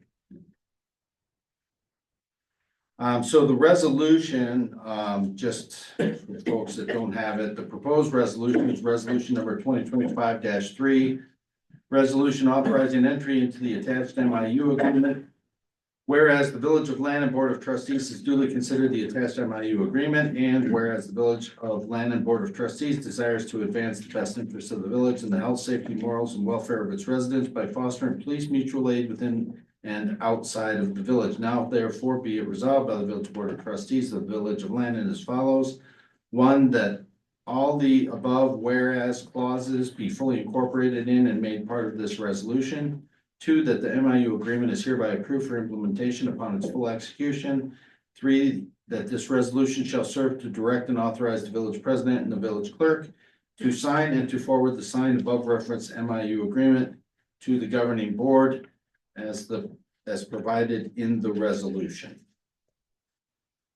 Did anybody have any questions for Chief regarding this?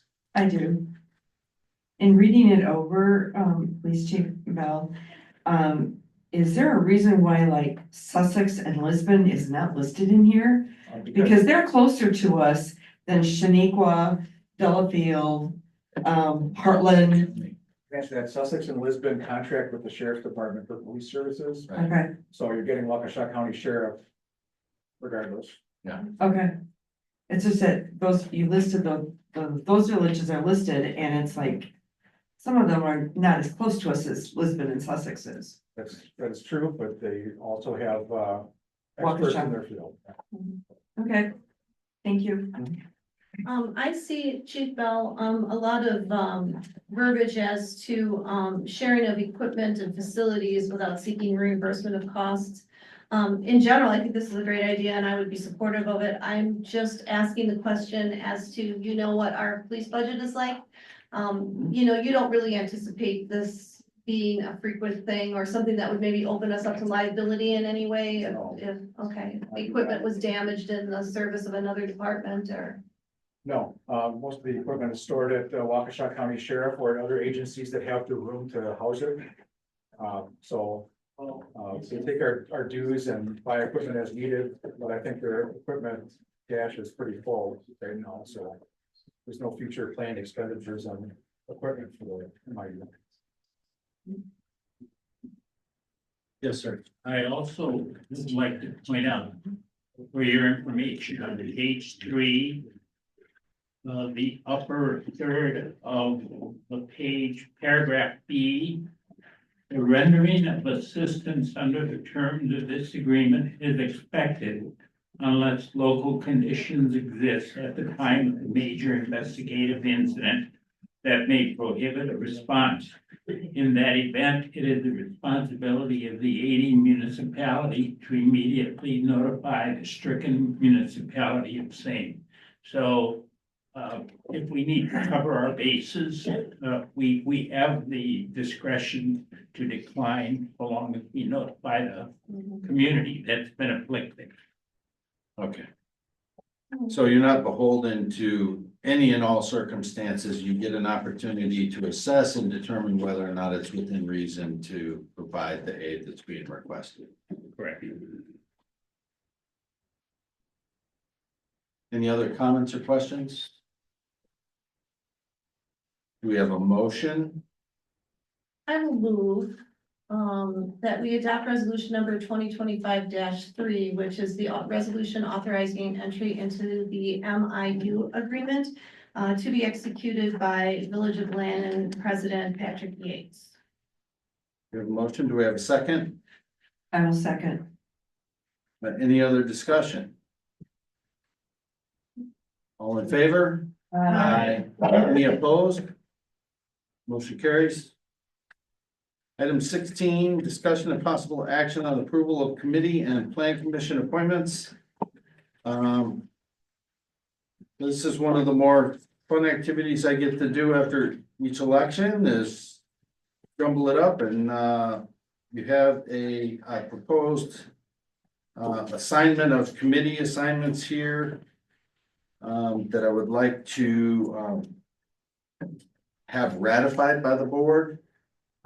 I also have a roster for the planning commission, and Brenda was kind enough to dig in and get us documented on when certain terms began and when they terminate for planning commission members. For those who don't know, there are 2 trustee members, and the Department of Public Works chair sits on the plan commission, and then there are 4 citizen or public representatives on that committee. So I guess I would ask for an affirmation of the committee assignments as presented in the packet. Can you name the heads? I sure can. Finance and personnel would remain Terry Grenier. Public safety would be Tina Moore still. Corey would still be Don Summers. Public Works, Recycling and Sewer would be Dan Batiste. Legislative would be Jim Willard. And Parks, Rec and Beautification would be Colleen Lake. And Brenda does have a document of these already that can be posted once we approve of them. Brenda, you have my phone number wrong. That's my personal number again. Okay, thank you, Don. If you could make that change, Brenda, and we got your new number, right? Correct. And do we have your correct phone number in there, Jim? You do. Okay. Everybody else's is okay? Okay.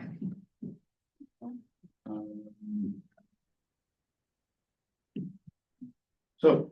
I will make a motion that we accept the plan committee and plan commission appointments that were submitted. I will second. Motion and seconded. Any discussion? All in favor? Aye. Past, correct. Plan commissions for years. Years back. Yes. So 24, 25, 26, or 25, 26, 27. These are all listed 2 years. 25 to 27. Right, so is that, do we need to make an adjustment there, or did, I presume these were 25, 26, 27. Yeah, I presume there were 2 years as the board was too, but maybe they're not. No, I think They are three. you forwarded me the documentation on it. I think Don's correct. I'm pretty sure they're 3 years. Well, then, yeah, we'll have to change that. Okay. Just the citizen ones, right? Yes. Mhm. So do you need this amended? Yeah, we'll have to correct some of the term endings. The roster is still accurate. We just need to correct the ending of the terms. So do you need my motion amended? No need. Okay. Thank you, though. All right, so we had a motion and a second, and I think we all voted. I asked for yays. I did not ask for nays, I don't think. Any opposed? Okay, that motion carries. Thank you. Thank you, Don. Item 17, discussion of possible action on approval of a temporary Class B license for the Land and Stone Men Hit-a-thon.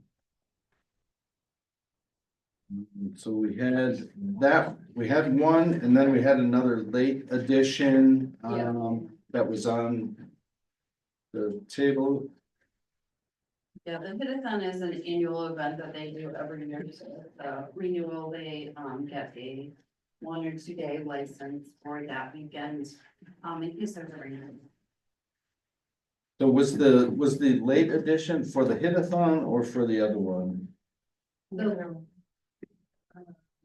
There was also an operator's license for, Yeah. Land and Stoneman Baseball Tournament, item number 20. and another McDonough. Which I think is a different item. So this Nathan Dosh, is he for item 17 or for 20, do we know? I think both. For both, okay. It's just land and park in general, Yeah, for the baseball. okay. Yeah, and the chief has certified Yeah. him, and Brenda, I actually have 2 Class Bs for Land and Stoneman here. It looks like they're filled out by 2 different people, one by Dan Voigt and one by trustee, or treasurer. They usually submit a couple just because otherwise somebody has to be, that one person has to be there Oh, all I day. see. Okay, So they usually submit a couple so they can tag team it. Okay, gotcha. okay,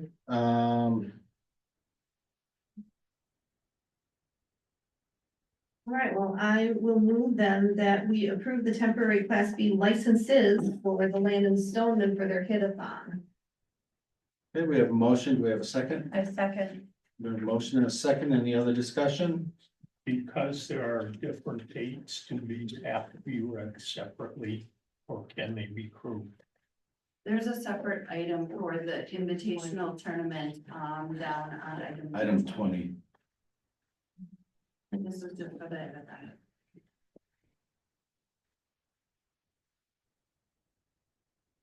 Any other discussion?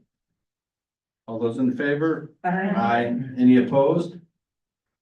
Okay, motion carries for the Class B licenses for the Land and Stoneman Hit-a-thon.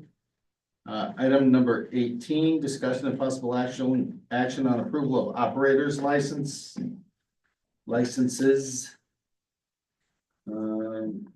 Okay. And that's the Brandy Meyer.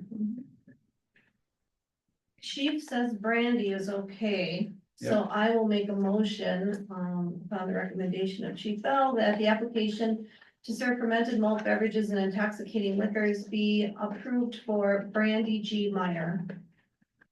I will second. Okay, we have a motion, a second, any other discussion? All those in favor? Aye. Any opposed? Motion carries. Item number 19. Discussion and possible action on the approval of used auto dealer licenses for the period July 1, 2025 to June 30, 2026 to the following Alan and Debbie Schlafer of Schlafer Auto Sales, David Bogie of Bogie Enterprises, Muhammad Khalid of Luxury Auto, and Merit Bach Salamanov of Landon Motors. We usually do all of these renewals in June, but since we have these, we thought we would just start getting them checked out. Okay. All right, well, I will make a motion to approve the currently submitted, used auto dealer licenses, renewals for those, for businesses. We have a motion. Do we have a second? I second. We have a motion and a second. Any other comments? I guess I would just ask, are these all currently in good standing to our knowledge?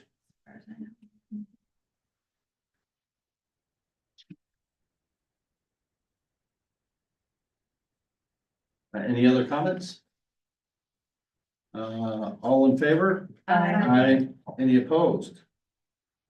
Motion carries. Item 20, discussion and possible action on approval of a temporary Class B license for the Landon Stoneman Baseball Tournament. Okay, so that is the Jeremy, oh no. Who's the, well, these are the. Oh, this is the overall license, and then the other one is the operator license. I just found another, in my packet, I just found another, bartending license. So in my motion, I had only approved, stated that Brandy Meyer would be granted an operator's license. Can I go back and amend that, or what can we do in order to get Nathan, Desch, approved here per chief? Yeah, we got him on You the, did that. on 17. Oh, I did. Yeah. Did I? Yeah. I called him out by name. Okay, yep.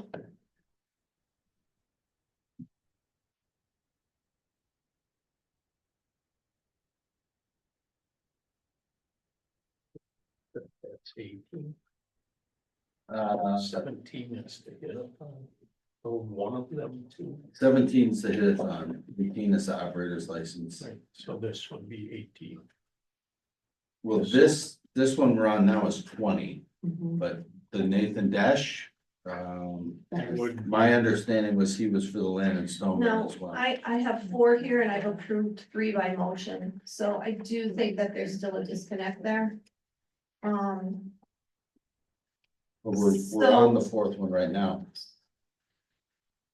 Okay, I'm sorry, so there's Landon Stoneman.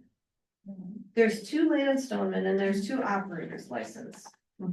So number 20 then would be for one of the Landon Stoneman.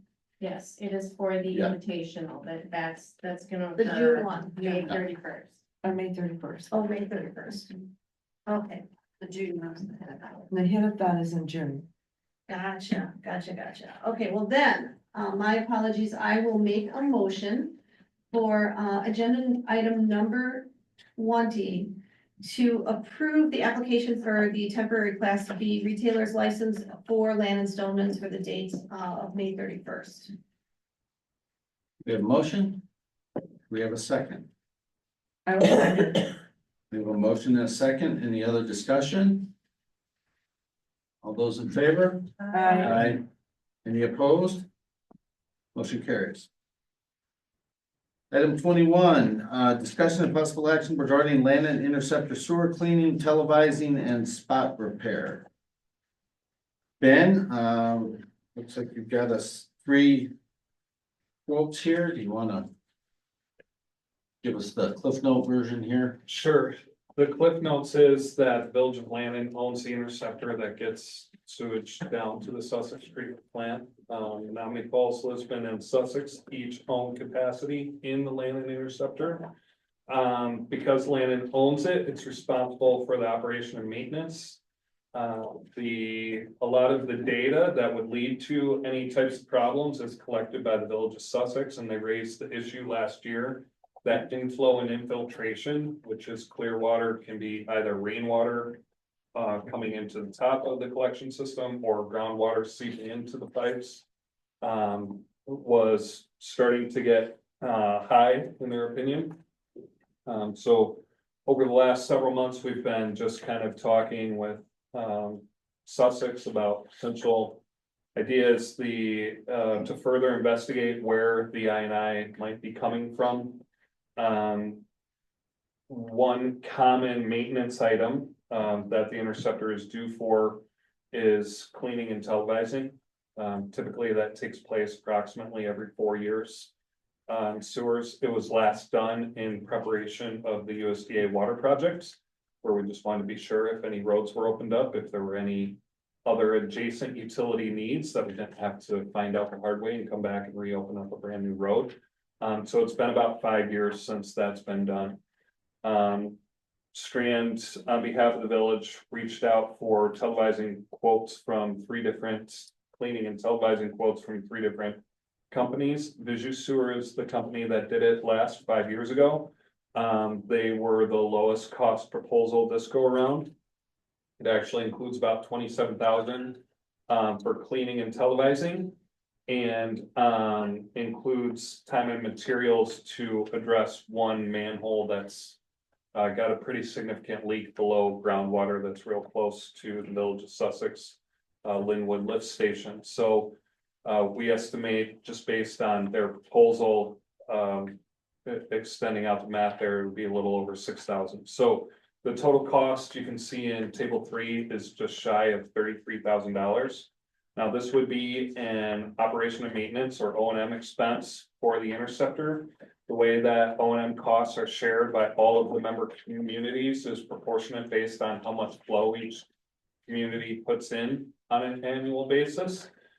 So the calculations and the numbers here that I show in this letter would be based on 2024 total annual flow by each participating community here, and then a breakout of what the total costs would be. So that 33,000 comes out to the village of Lannon about 7,200, Menominee Falls about 19,600, Lisbon just shy of 3,000, Sussex just over 3,000. Is how that would break out. Now,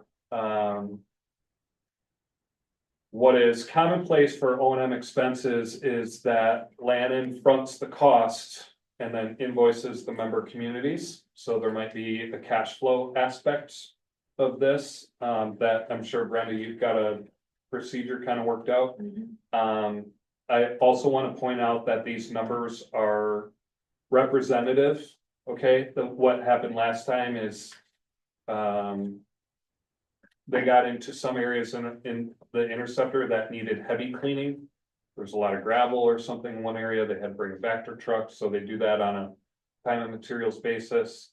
If this grouting in manhole 1 costs more or less than the hours, etc., pointed out here, the final invoice is going to come out a little bit different.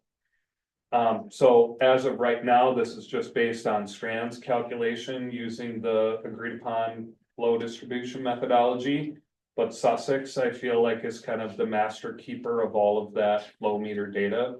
And I would like to consult with Sussex and the rest of the member communities. We have what's called a TAC, the Technical Advisory Committee, where we kind of discuss these things, and each participating community can kind of voice any comments, concerns, etc. So if you would approve this tonight, my next step would be to probably reach out to Sussex, have them review the flow calculation, email this letter and the proposal to the TAC committee, and if any particular committee member thought that a committee meeting was necessary, we would organize a committee meeting before moving ahead. So if I understand correctly, the other contributing communities, which would be Menominee Falls, Lisbon, and Sussex, would know in advance of their expected participation? Correct. That's the intent. We've talked at past TAC meetings that this is something that Lannon intended to do. We did not have a budget number that we shared with folks. So what we intend to do is share this with them before proceeding with the work. I would say the level of cost here is within certainly a reasonable cost overall, but within reason for what each utility I would suggest has in a O&M fund. And that's a similar process to, what Sussex, did when they notified the communities that there was some rehab work that needed to be done at the treatment facility, and it's a similar process. That was that Sussex example was a much larger cost, and they came up with a payment plan where Lannon's share was 50% due at this juncture, another 25% at this juncture, and the final 25% at project closeout. Frankly, it would be up to the clerk's discretion as to how they want to invoice it. We bill out early for interceptor. Yes, sir. Two questions. When will the work, assuming the community agree, be performed? I'm just reviewing the proposal to see that.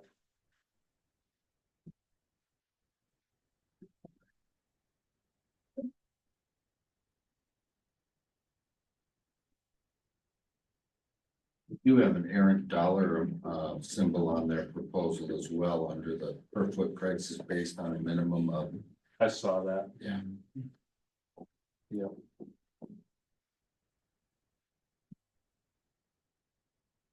I can follow up and ask them that. I think these things are generally, once you sign and return the accepted proposal, then they get you into their scheduling. Okay. Is it typical for VillageSewer to be so significantly less expensive than other suppliers of this, or is there any concern that there was a part of the scope was missed? This is not uncommon. That's a great question. I know other communities that use some of the other companies are very, very satisfied with them. I would assume that there's a little factor of VillageSewer did it 5 years ago, so they know what they're getting into, they know what to expect. Sure. I don't know the extent of the operation, but I know VillageSewer has a building right over here in Sussex. I don't know if that plays into it. Yeah. Nonetheless, they're almost half of what the next proposal is. But I would say by bulk, VillageSewer is certainly one of the most prominent. They seem huge. They're I see working their trucks everywhere. You see everywhere. their trucks everywhere. Yeah. VillageSewer covers the entire Midwest. I deal with them. They have hundreds of their trucks in Wisconsin alone, but they cover the entire Midwest. So because of their size, their materials come in by the semi-load. Yeah. PDAT Expeditors is a group of, I believe, about 5 people. Yeah. All right, well, I would like to forward a motion then that the Village of Lannon Board of Trustees direct Strand and Associates, specifically Ben Wood, our engineer, to pursue the arrangements needed in order to schedule the cleaning, televising, and grouting project for the Village of Lannon. And for clarity's sake, designate Patrick or authorize Patrick to yes. sign the proposal. And amend my motion to have Patrick Yates president as the acceptance of proposals. And we have a motion. Do we have a second?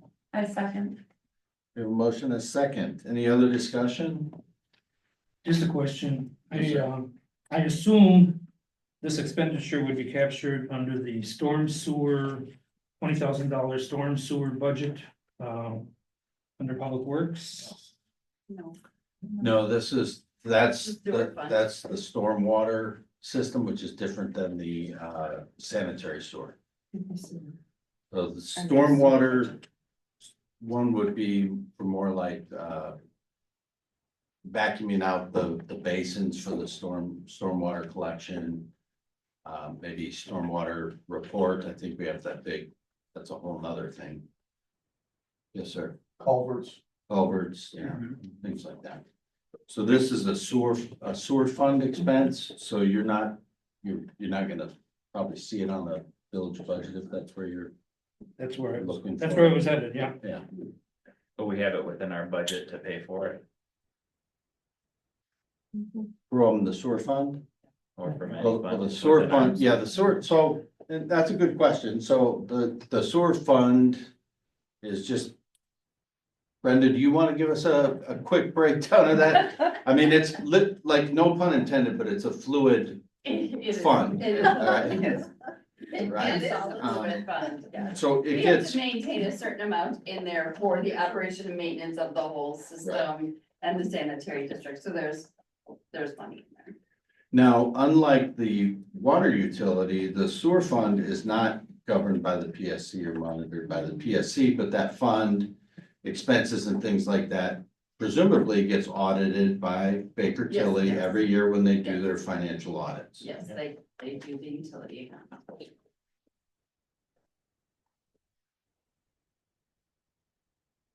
Any other questions? Okay, all those in favor? Aye. Any opposed? Motion carries.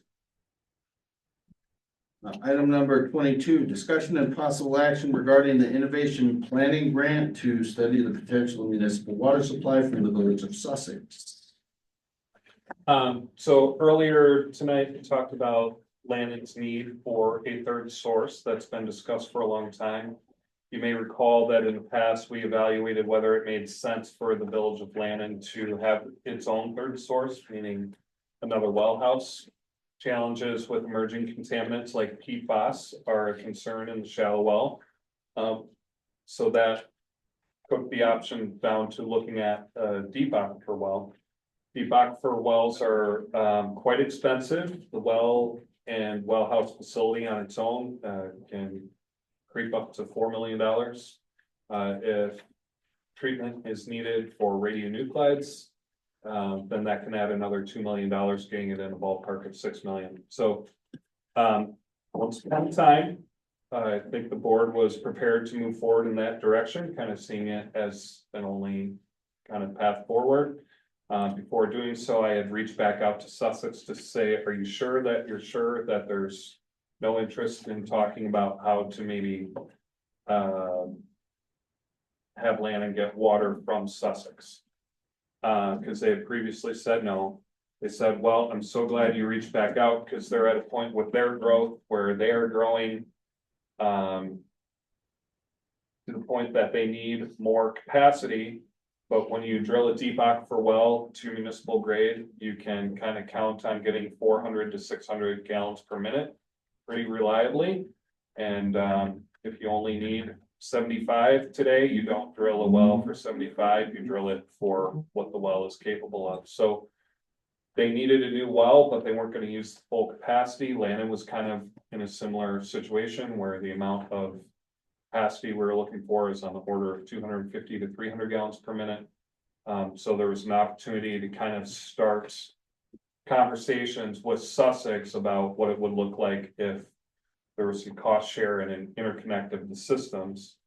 An extra potential advantage to the village of Lannon is that the two well houses that Lannon has right now that are both in the shallow aquifer, they don't have any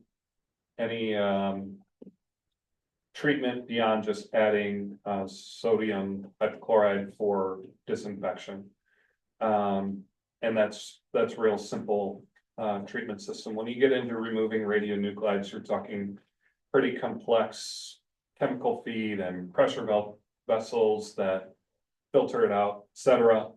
And Lannon doesn't have any water utility personnel on staff that's hired out, and there's just thought of, that's getting to be kind of complicated to operate. In the scenario being contemplated, the well would be built in the village of Sussex. Pipeline would be built on Good Hope Road to connect to Sussex. They would be responsible for treatment, water would be metered, they have enough pressure to pressurize the land system. So we're in those negotiations and actually something brought up that the Department of Revenue, through the state legislature, this innovation planning grants and subsequent innovation grant were created.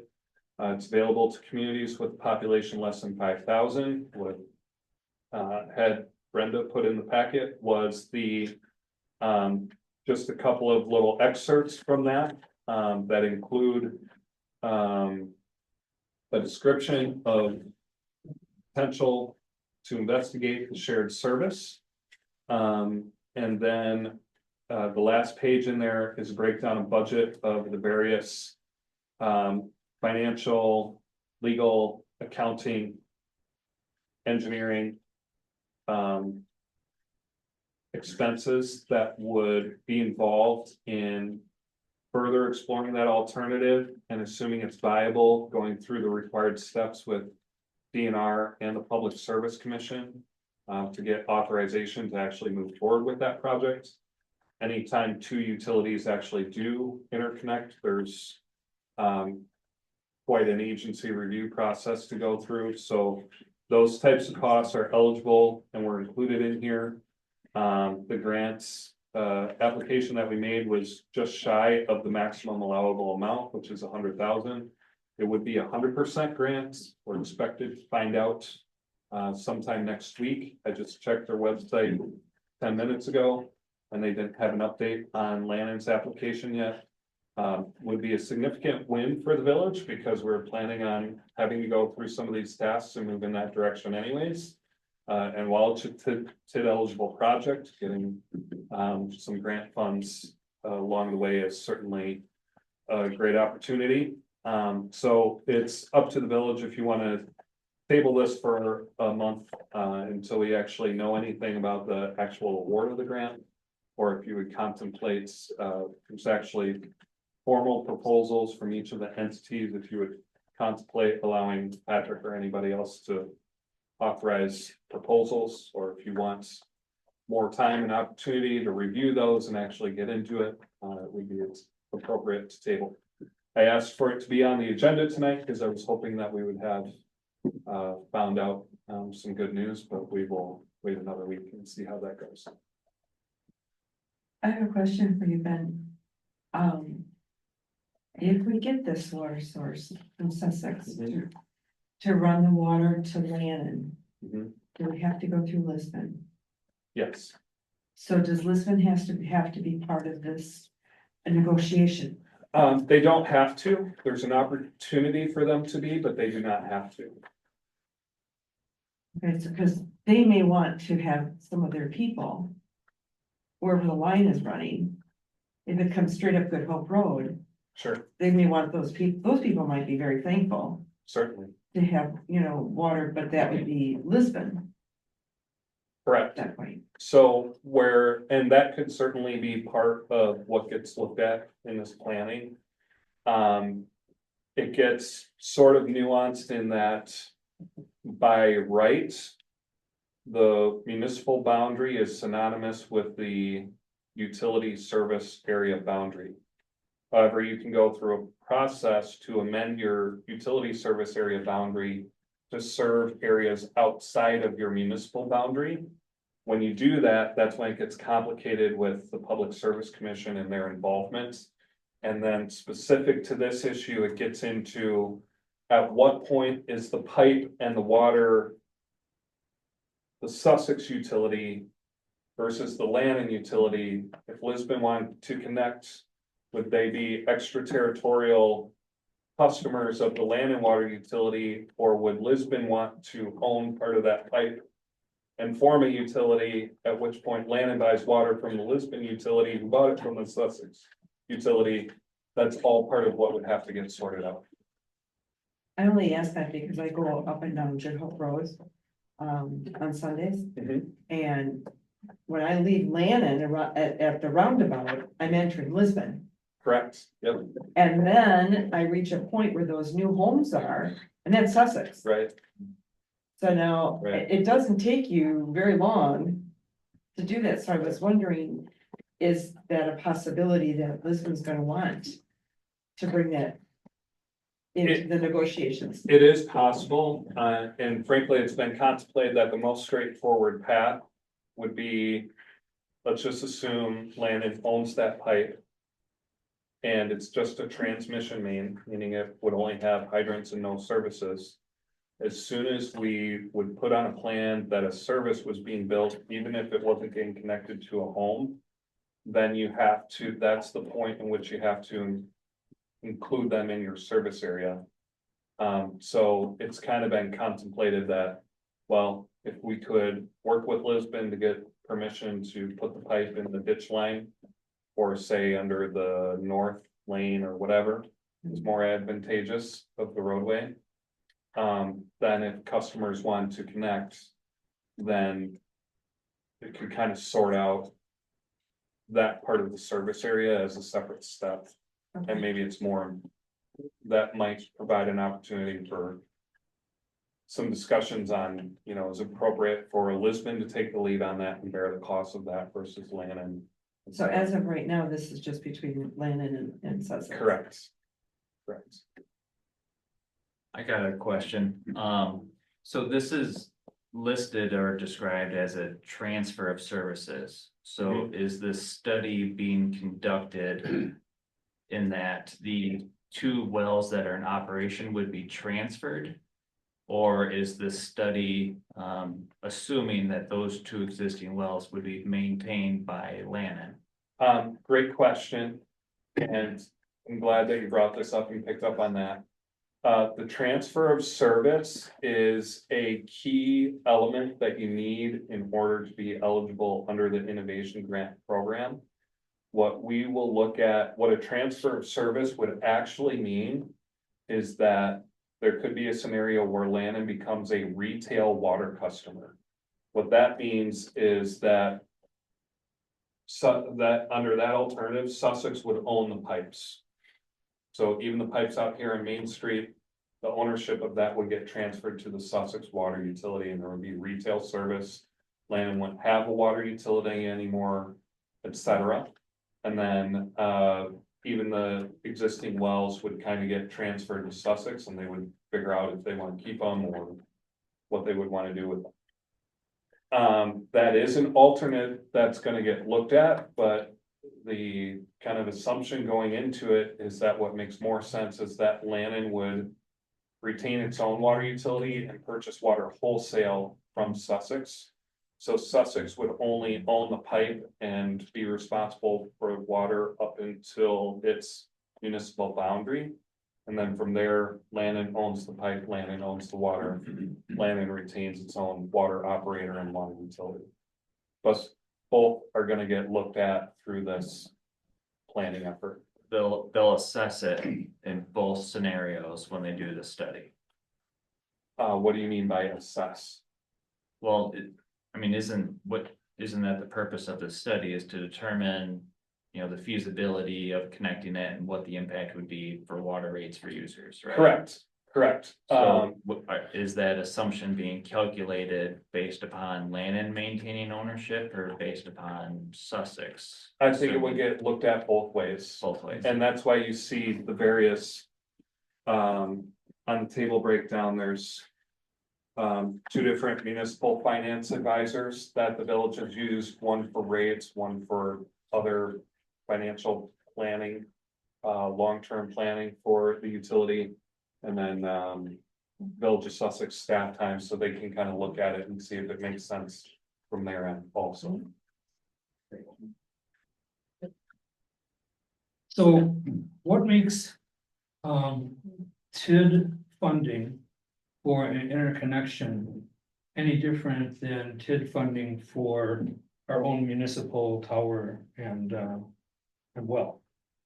Great question. So the project plan has, as far as more water infrastructure goes, it has more water mains, it has a water tower, and it has a third source.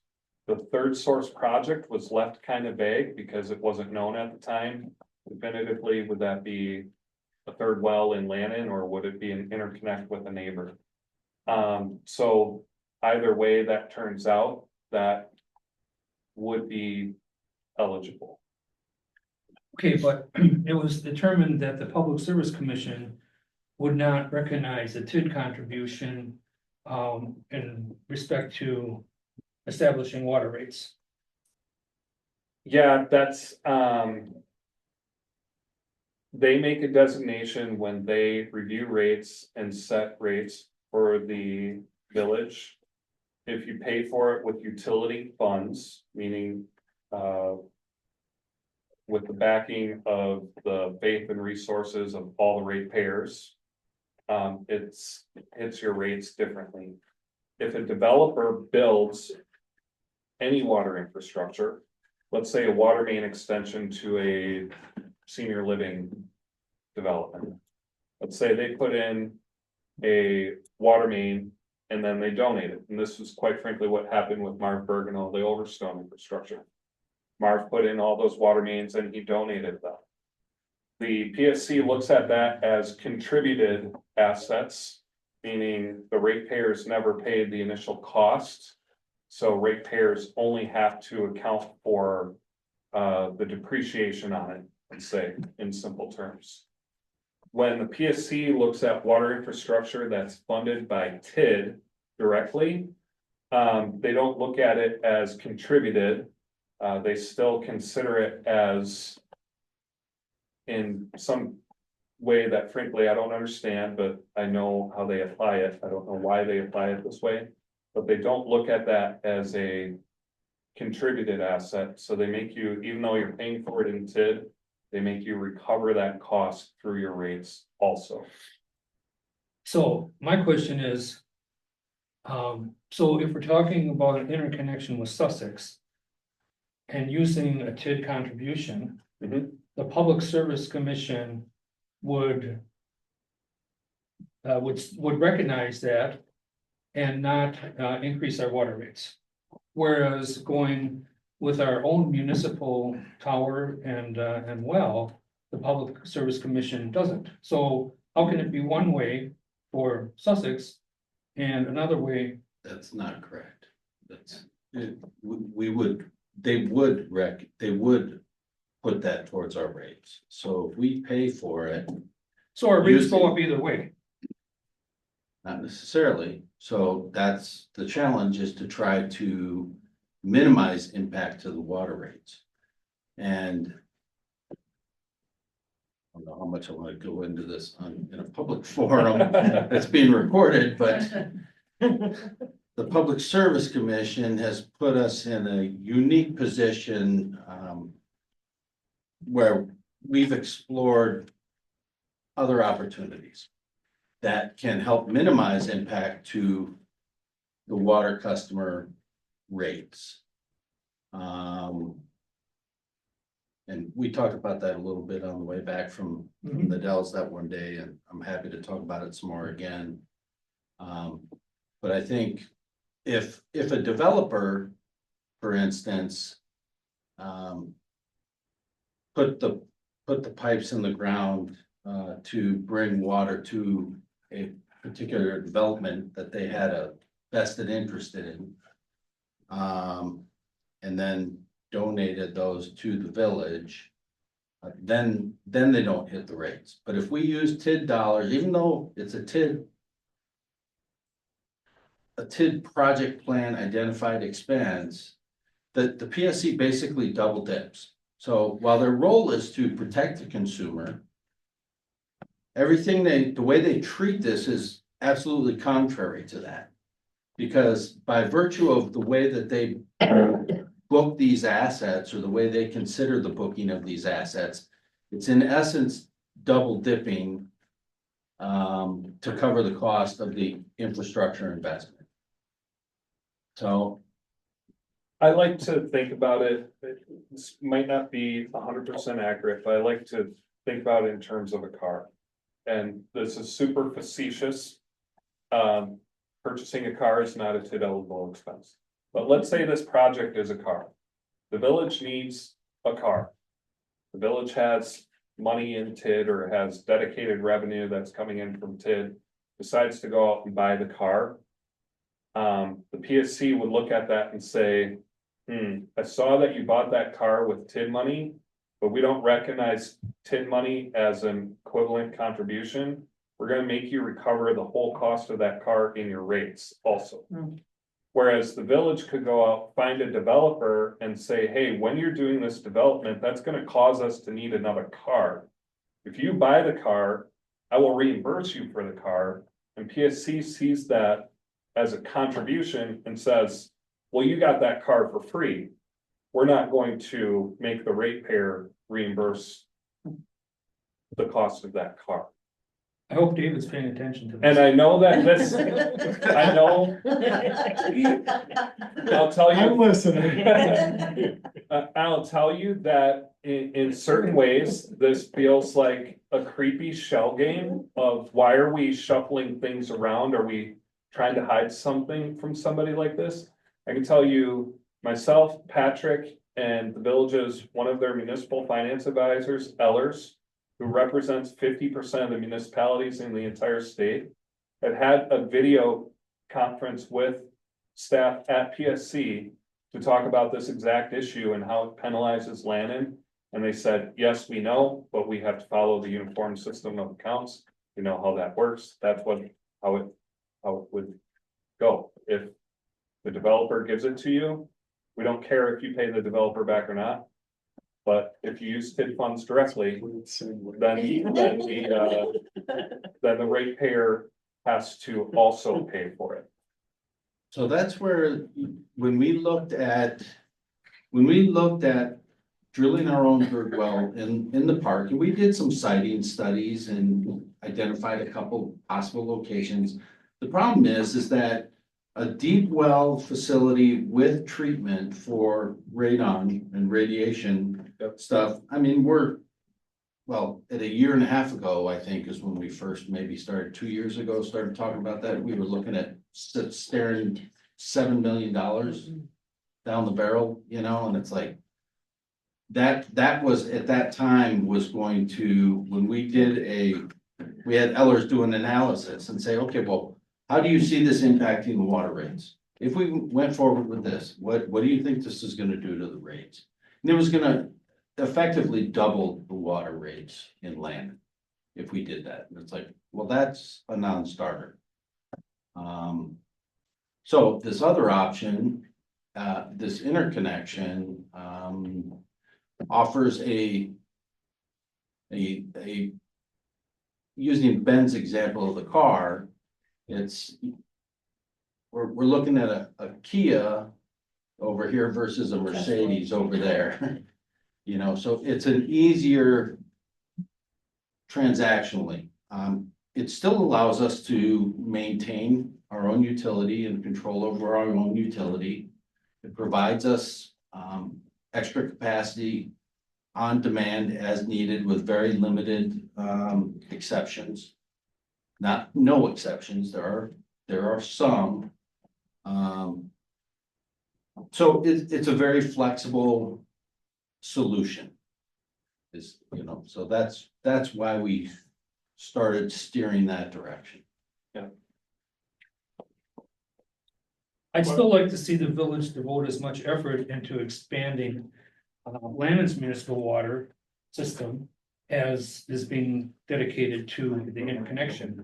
So, in that study, it'd be nice to understand what our water rates become with the interconnection to Sussex versus if we did our own tower and municipal well. Yeah, and I'm so glad you brought that up because that's part of why there's a couple different finance advisors on here. Is they will do that exactly. They'll look at it over a 20 or 30-year time period and say, what does this do to the rates in either scenario? And don't get me wrong, while there's some optimism that this could be beneficial, if for some reason it's not, then we would go back toward looking at land into its own third source. The DOR, the Department of Revenue, was very clear that the reason why they made this planning grant available to communities less than 5,000 is because they recognize that those communities might not have the resources available out of their general funds or whatever to do that exact kind of feasibility study to start with, to get to a point where they can make a good decision. And so that's why they've made this available. They've said in their presentations about this, there's no presupposition, if that's the right word, probably isn't, but there's that the outcome of the feasibility is going to be affirm the assumption. You know what I mean? We're like, this is a grant to study this. If it doesn't work out, like you don't have to pay the grant back, etc. They've made it available just so communities can vet this out. Explore those options, Right.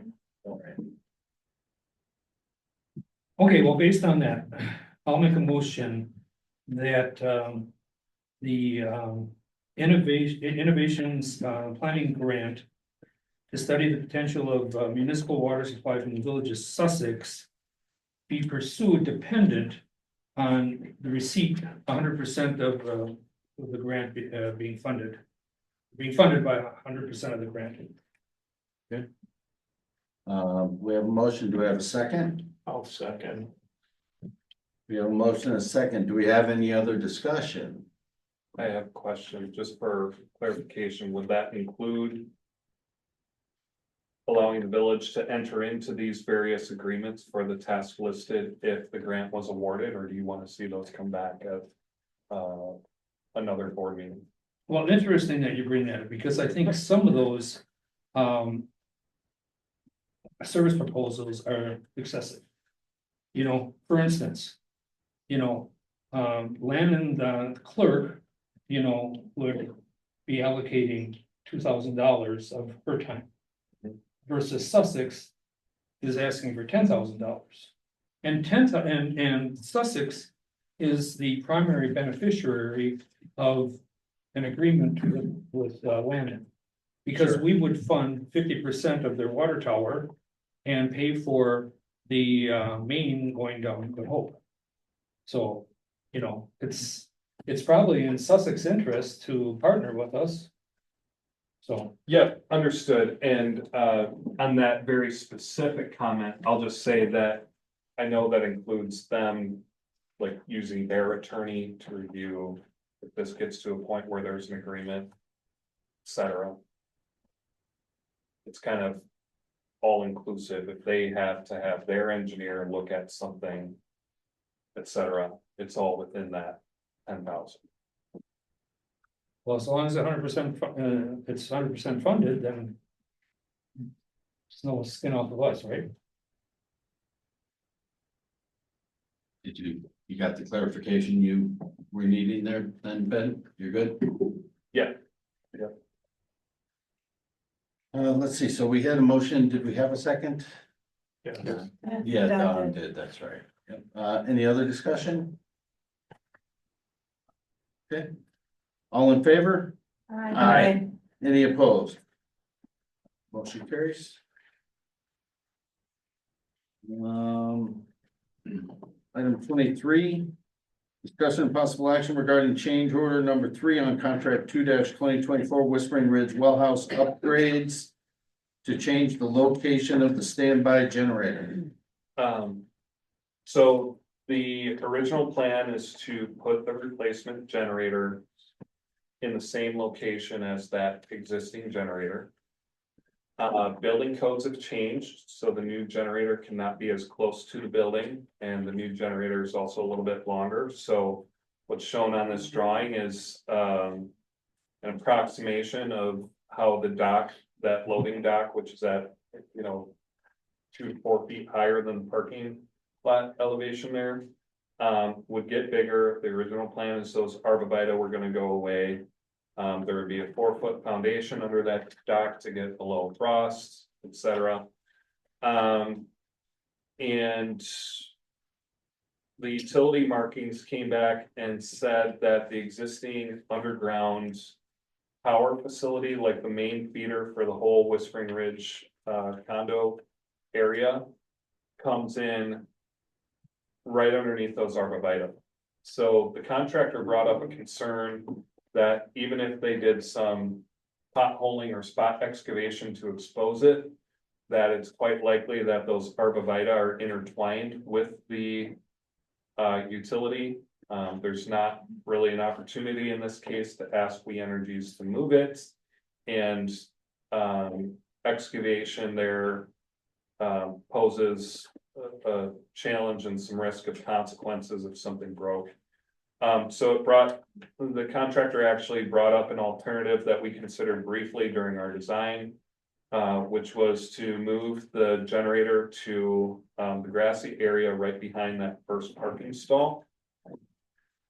You'll see on this figure, the black dashed outline is actually an easement that the village has for the well house and for access. And the village actually has easement over that first parking spot for access to the well house in the parking area. What's included in the change order is we've approached this as basically an allowance item. How an allowance works is we establish a budget and then we pay the contractor based on actual invoices. We've already reviewed their kind of line item materials and labor proposal, including any credits for not expanding the dock up by the existing facility. The extra costs associated with it include more wiring, more conduit. It's a natural gas generator, so some more materials associated with that. They would pour basically a 4-foot thick slab, reinforced, put a couple bollards on it. We're asking for approval of this change order to allow us to keep this option open for the contractor, depending on how the rest of their utility locates come back.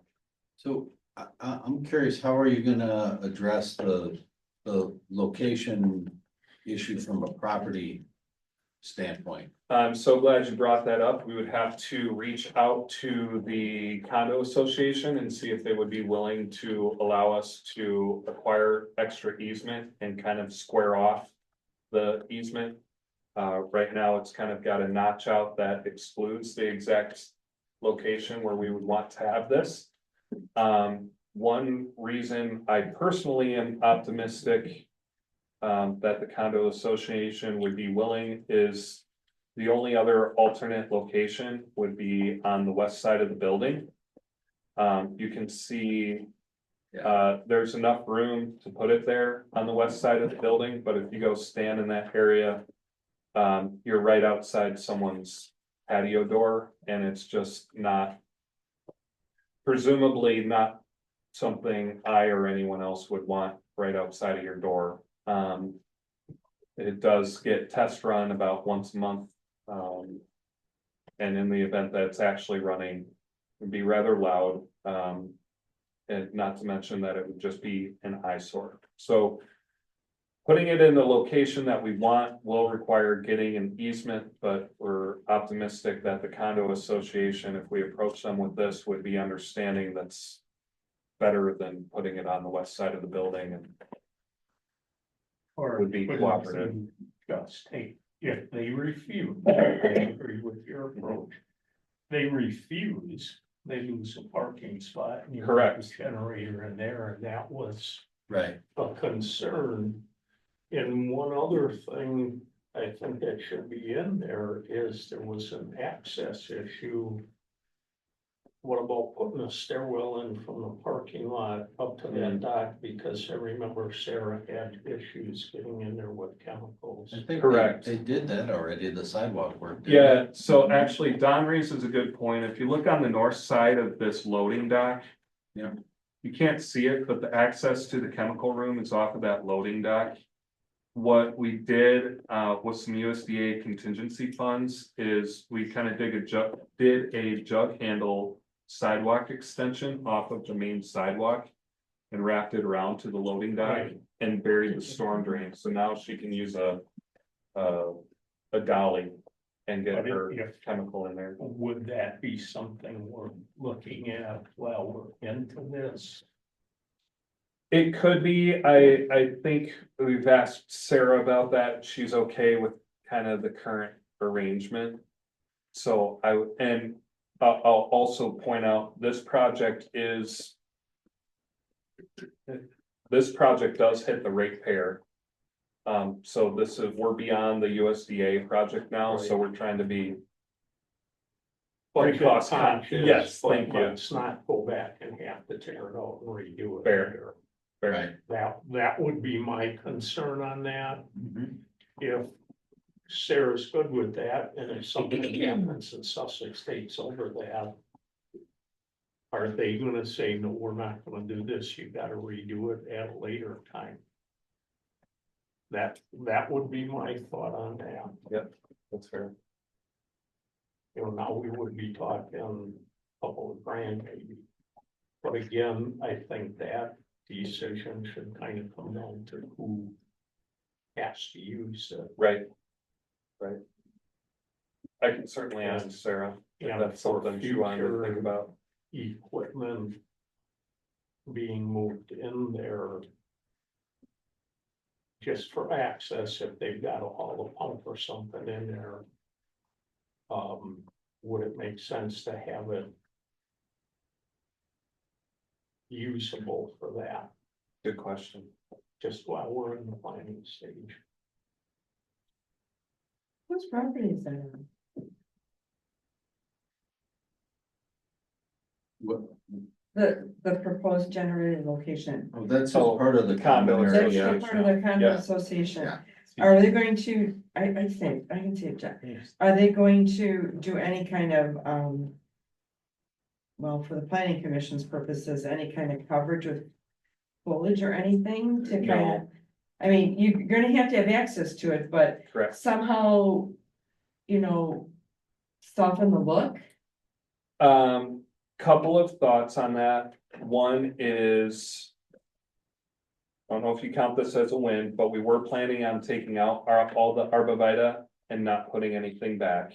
Okay. And the condo association was made aware of that, and my recollections, they were okay with that. Secondly, Public Service Commission gets kind of touchy about landscaping. They understand that there's a need to kind of like comply with local ordinances and stuff like that, but they don't wanna see any extra window dressing, so to speak. So it's certainly something that, if the condo association brings up, I would just have to reach back out to the PSC and let them know.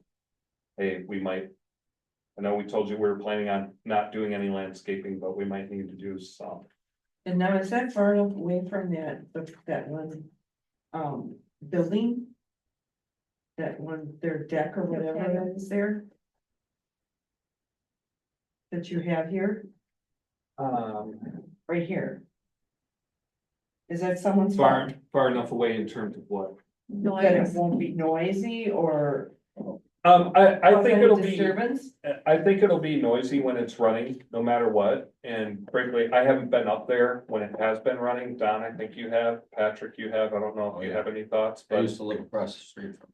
yeah, it's gonna be, the newer generator's gonna be not as noisy, because, yeah, quieter than the old one, but it's So I'm gonna have some noise to it. it's gonna have some noise to it. Hopefully it doesn't run very often. That's the plan. That's the The plan. current generator up there, last time I was up there, had like 180 hours of runtime in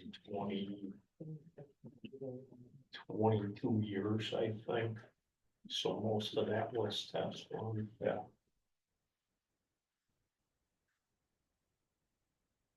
Any other discussion, comments, questions? Concerns, motions?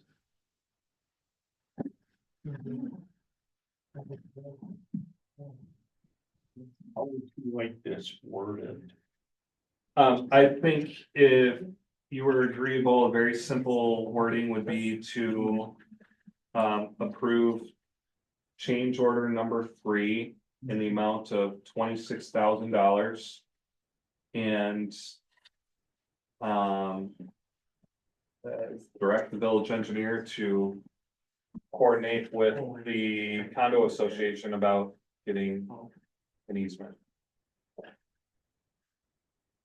what's been said, I I knew that will was post. coming. Yeah. I knew that was coming. Okay, I we seen Brenda type in. we have a motion. Do we have a second? I'll second.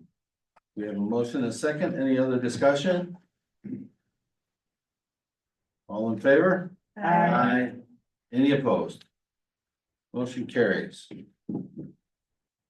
Item number 24.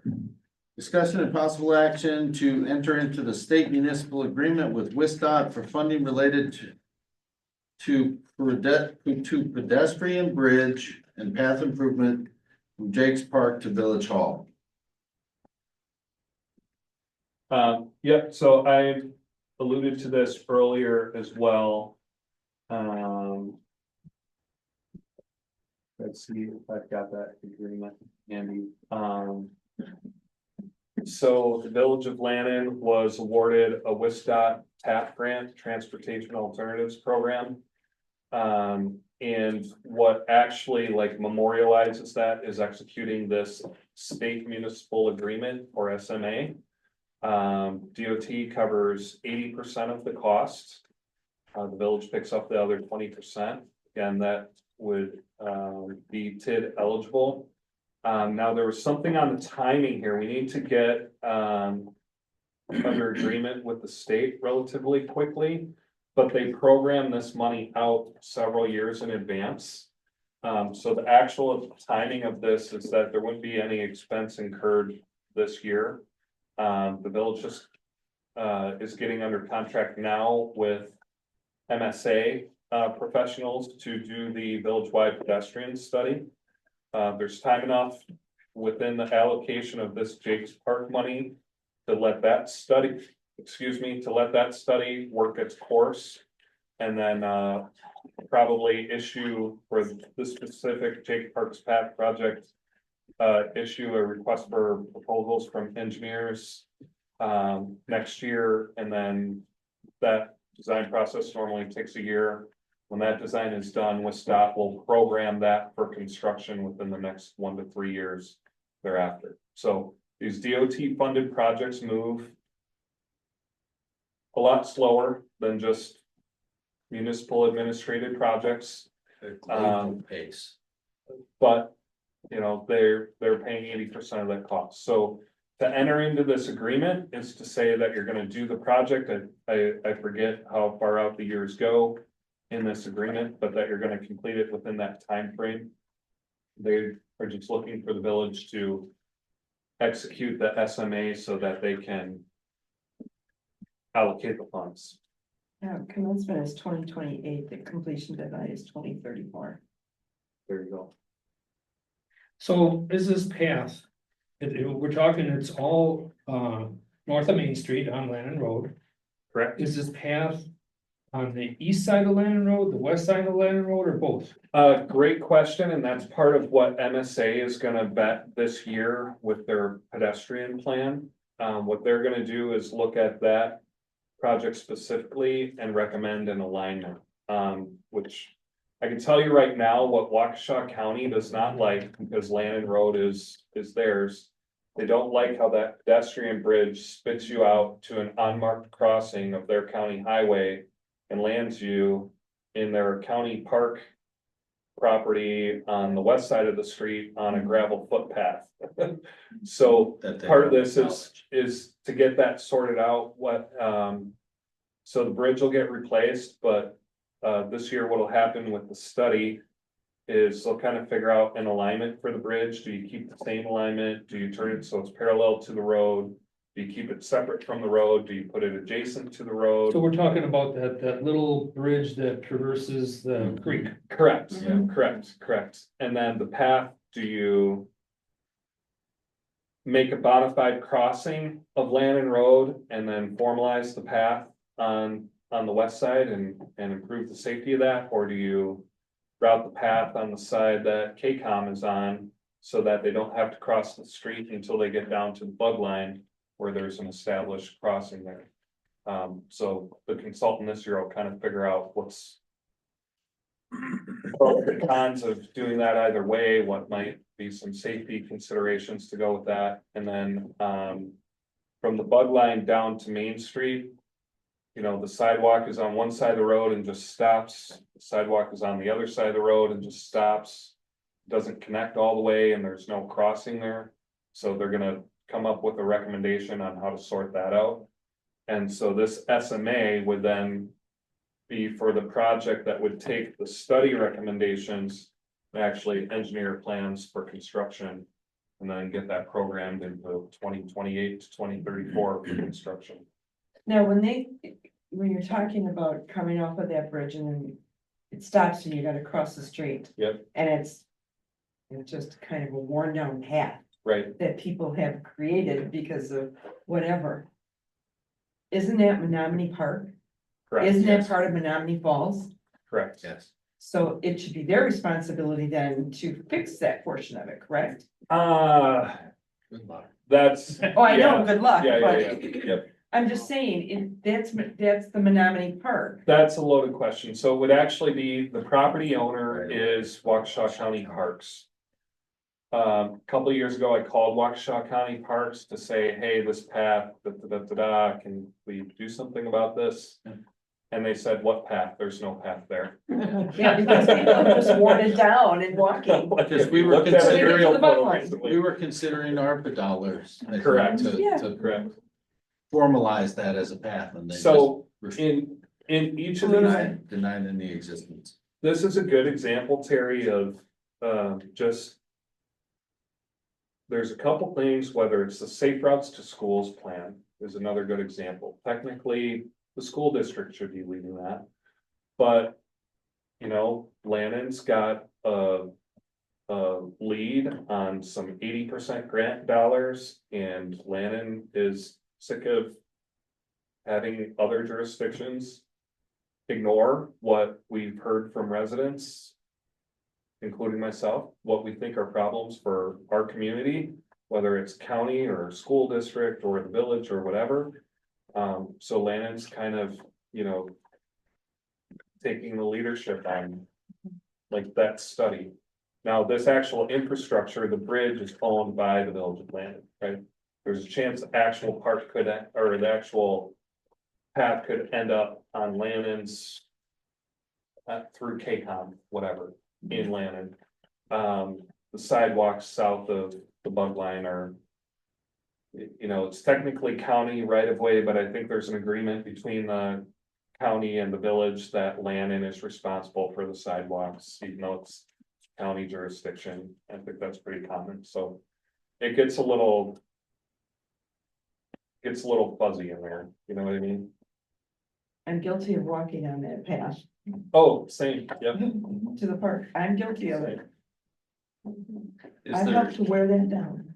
is there any stipulation that construction has to be completed by that 2028 timeframe? If we did design analysis and found it was not feasible for whatever reason? Yeah, I think if we found it wasn't feasible, then we would just share that with DOT. And part of the state municipal agreement is that when the consultants doing the design, they actually enter what's called a three-party contract. The consultant, the DOT, and the municipality. So while the consultant's working directly with the municipality, the DOT engineers have to approve everything along the way. So if it gets to a point where the village says this doesn't work, there would be some concurrence on that from DOT. And they would just deobligate and reallocate the construction funds if they weren't used. Would they still cover the design fees that were spent? Or Or would we be liable? I don't know the question, I don't know the answer to that exactly. My assumption is that they would cover it because they actually pay the consultant in that scenario. And then they're invoicing Lannon for its 20% cost share. So I don't know. Yes, sir. What is the source of the state's money? Is that federal money? It's. I believe it does all trickle down from federal money allocations. What if, there is, a retraction of that money from the federal government? In the event that there would be a retraction, then it would just, the project would get canceled.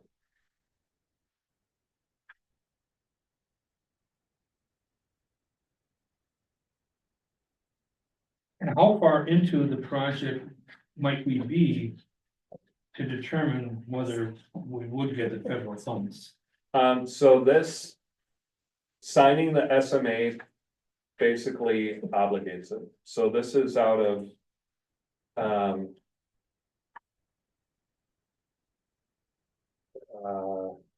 this is out of old money, not new money. I know Doge or whatever is going back and looking for contracts they can cancel, et cetera.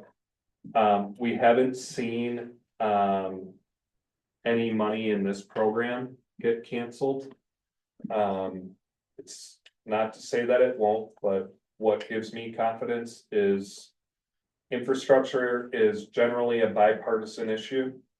Every party loves infrastructure. They just squabble about what's the best way to pay for it. Credits or debits or any other way. I think one thing we've got going for us here is we have to enter the SMA now, but we're not even planning on issuing a request for proposal to look for an engineer until next year. So that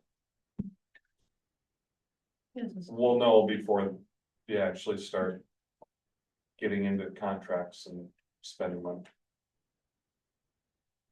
So if the money dries up at any point in time in the next year, this just goes away. Correct. There's no, so we have the opportunity to gain 80% of the funding.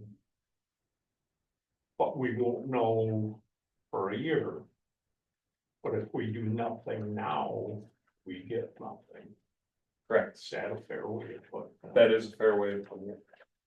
I'll also tell you what's great about how Lannon was awarded these funds is initially only the pedestrian study was funded. It also is under the same TAP program. And then they had somebody else back out on a project, or they had other projects that came in under budget. They had about $600,000 left. They called me and said, Ben, we've got the exact amount of money left to do your project. We like funding whole projects, not partial projects. We'd like to fund your project. Do you think Lannon would be ready for this? And we told him yes.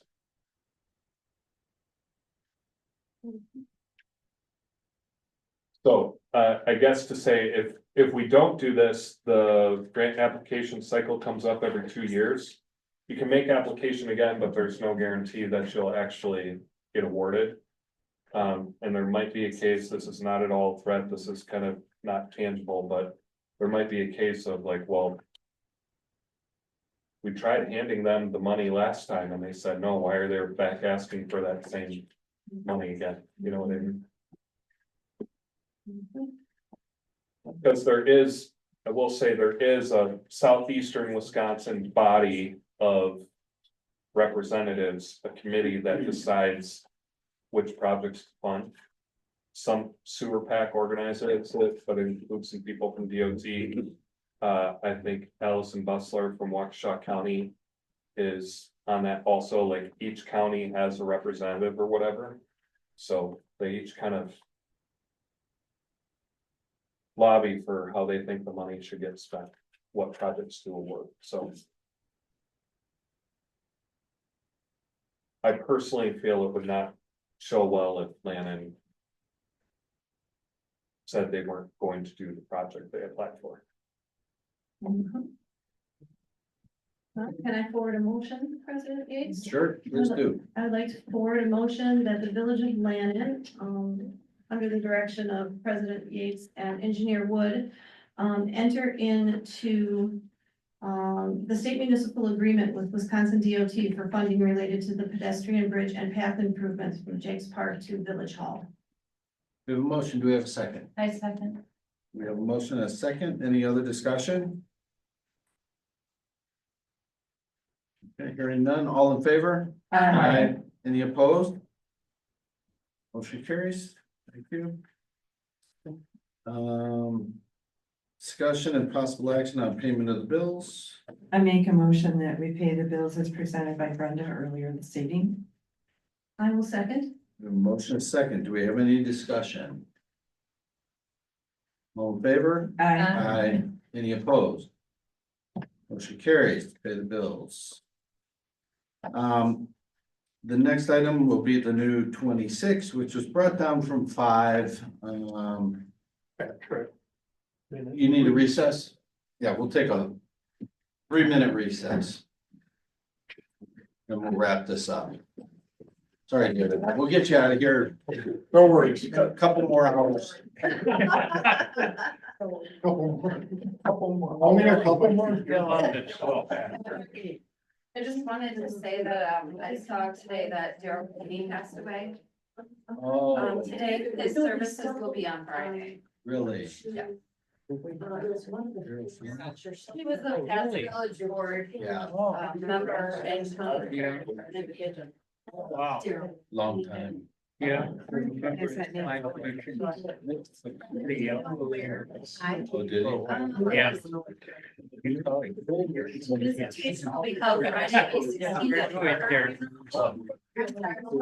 Harder. Sure. Fine. Sure, right.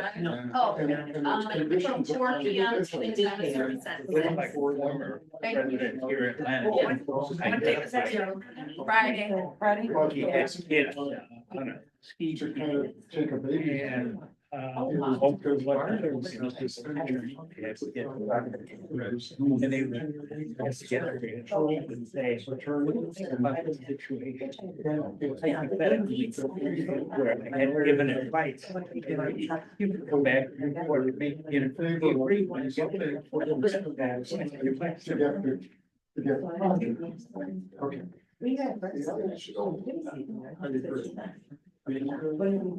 Usually, I love driving, you know, so it doesn't matter when I go, I mean, they're only going to 2 hours. Nobody can say it isn't. Yeah.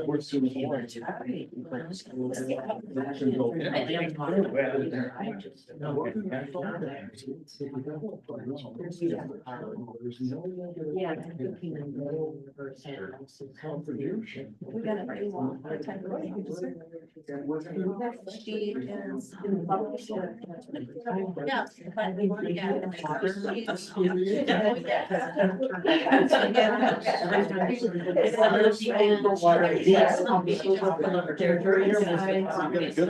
So it, we have to have somebody look at it, so. Yeah. Oh, what? Reality.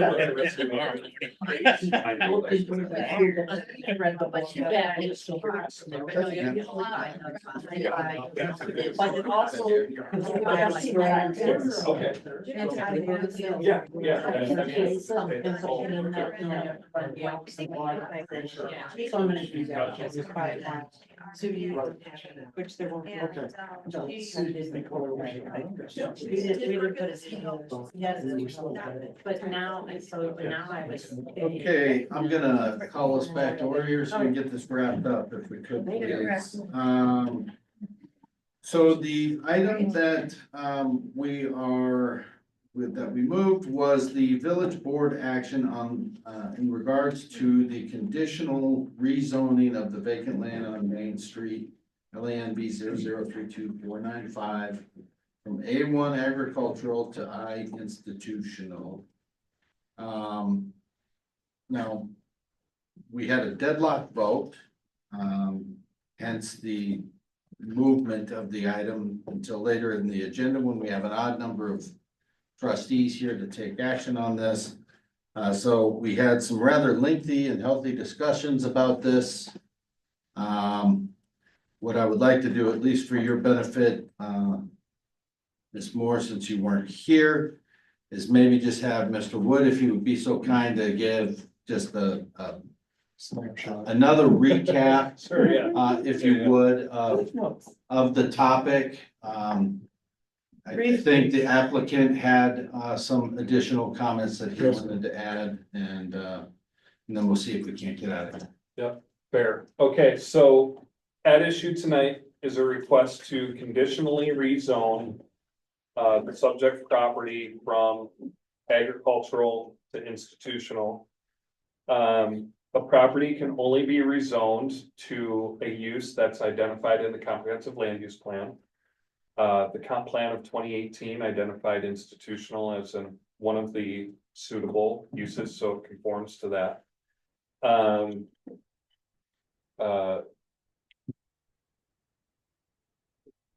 The applicant that's here intends to develop it for a 56-bed senior living elderly care facility. Now, what's interesting is the action before us tonight is to talk about conditionally rezoning the property. It does not in any form or fashion guarantee that they can do their project. They've provided and presented at past plan commission meetings, various conceptual documents, including a site plan, an example floor plan, architectural plans, photos of completed projects with finishes, etc. And while that's all good information to have, to know what this particular applicant intends to do, rezoning is one step in the process. And it does not approve any individual specific element of any of their concept proposals or plans. Therefore, I recommended 5 conditions. The applicant has actually asked for conditional rezone. One thing I didn't say before is I actually pushed them to go toward an all-out rezone with no conditions. I know village attorney does not agree with that, and that's perfectly okay, but my thought process in so doing is that appropriate land uses to rezone this agricultural property to might include single family, 2-family, an element of mixed use, might have some commercial, institutional, like what's proposed. And while we think we could kind of hold off multifamily, technically their proposal to do senior living would also be allowable under either institutional or multifamily. I have recommended institutional because I think it's more restrictive than multifamily for what they want to do. And I think from the village's perspective, the allotment of multifamily units has kind of been taken up by the Rock Point Village project on that side of town. There was quite a lively discussion about the fact that this project is in TIF district, TID number 1. There were a lot of comments from the public about what TID funds are being contemplated, how could they potentially be used here, when would the TID close, when would there be benefit to the taxpayer from this project, etc. And I'm going to add, in as much as we entertained and answered those questions, they still are ancillary to the action that's before the board tonight, which is a conditional rezone. Again, those 5 conditions would be that they would have an approved developer agreement, engineering plans, plan of operation, conditional use permit, and demonstrated ownership of the land by the same entity identified in the developer agreement. The developer is going to make a statement here about why they've asked for this conditional rezoning versus an outright rezoning. But I've also pointed out during our earlier discussion that the developer agreement in and of itself is the instrument that would explore any financials, anything related to TID, would stipulate you know, what public improvements are being done, private improvements, et cetera. The engineering plans would be exhibits to that developer agreement, as would the architectural plans, quite frankly. The plan of operation is a requirement that goes through Plan Commission. The conditional use permit, their proposed use is allowed under institutional land use only with a conditional use permit. A conditional use permit requires another public hearing and notification to all the properties within a 300-foot radius, et cetera. And it stipulates, you know, more of the nuances on exactly how they will operate, et cetera. So a lot of the questions that were raised will, if this moves forward, would be explored from there on out. Both trustee Willard and trustee Batiste raised a couple of questions that had to do with capacity of village utilities, both sanitary sewer and water. I took some time during the non-engineering items here to crunch some numbers, and I corresponded with Sarah Nunn, the licensed water operator, about where we stand right now with our water use, and am prepared to answer the question about does the village water system have enough water to support this, et cetera. I can get into that if there's follow-up questions, but that is my cliff notes of what happened earlier today. Good thing you didn't ask for the long version. Yeah, David. Be here till midnight. Oh, it is David- midnight. Oh, David Glaser's here representing the development group and wanted to make a statement as well. Thank you, Ben, I appreciate that, and, I think it's important to point out that Plan Commission unanimously. Yeah. Moved for approval, Yeah, and or suggested approval, whatever the terminology is. to recommend that the village board. But I think a couple things came up earlier that I want to address and hopefully clarify. One is, you know, why we're asking for conditional rezone. It's a baby step in this whole process. As Ben mentioned, there's other conditions, and then there's conditions within those conditions, all of which the village board has control over. So this does not guarantee us a project. What it does is kind of affirm that the village is in favor of the project and in favor of rezoning, so that it gives us the confidence to move forward, because the developer's next steps in this process is spending literally hundreds of thousands of dollars on architectural and engineering and attorneys and, you know, any number of things. And we thought it was prudent and reasonable to at least get some preliminary approval on the rezone, because if we can't get the rezone, why would we spend all that money on a project that's not going to happen? So that was kind of the reasoning behind conditional rezoning. The other thing that came up, which really is not part of this action, but the TIF funding that a couple of people brought up. First of all, I think it's important to know that the TIF funding is primarily to extend the sewer and water beyond our frontage to make the project viable. We can't do it without sewer and water. But what I think everyone needs to understand is that the developer is fronting that cost. Okay, there's no impact on the village. There's no upfront cost for that sewer and water.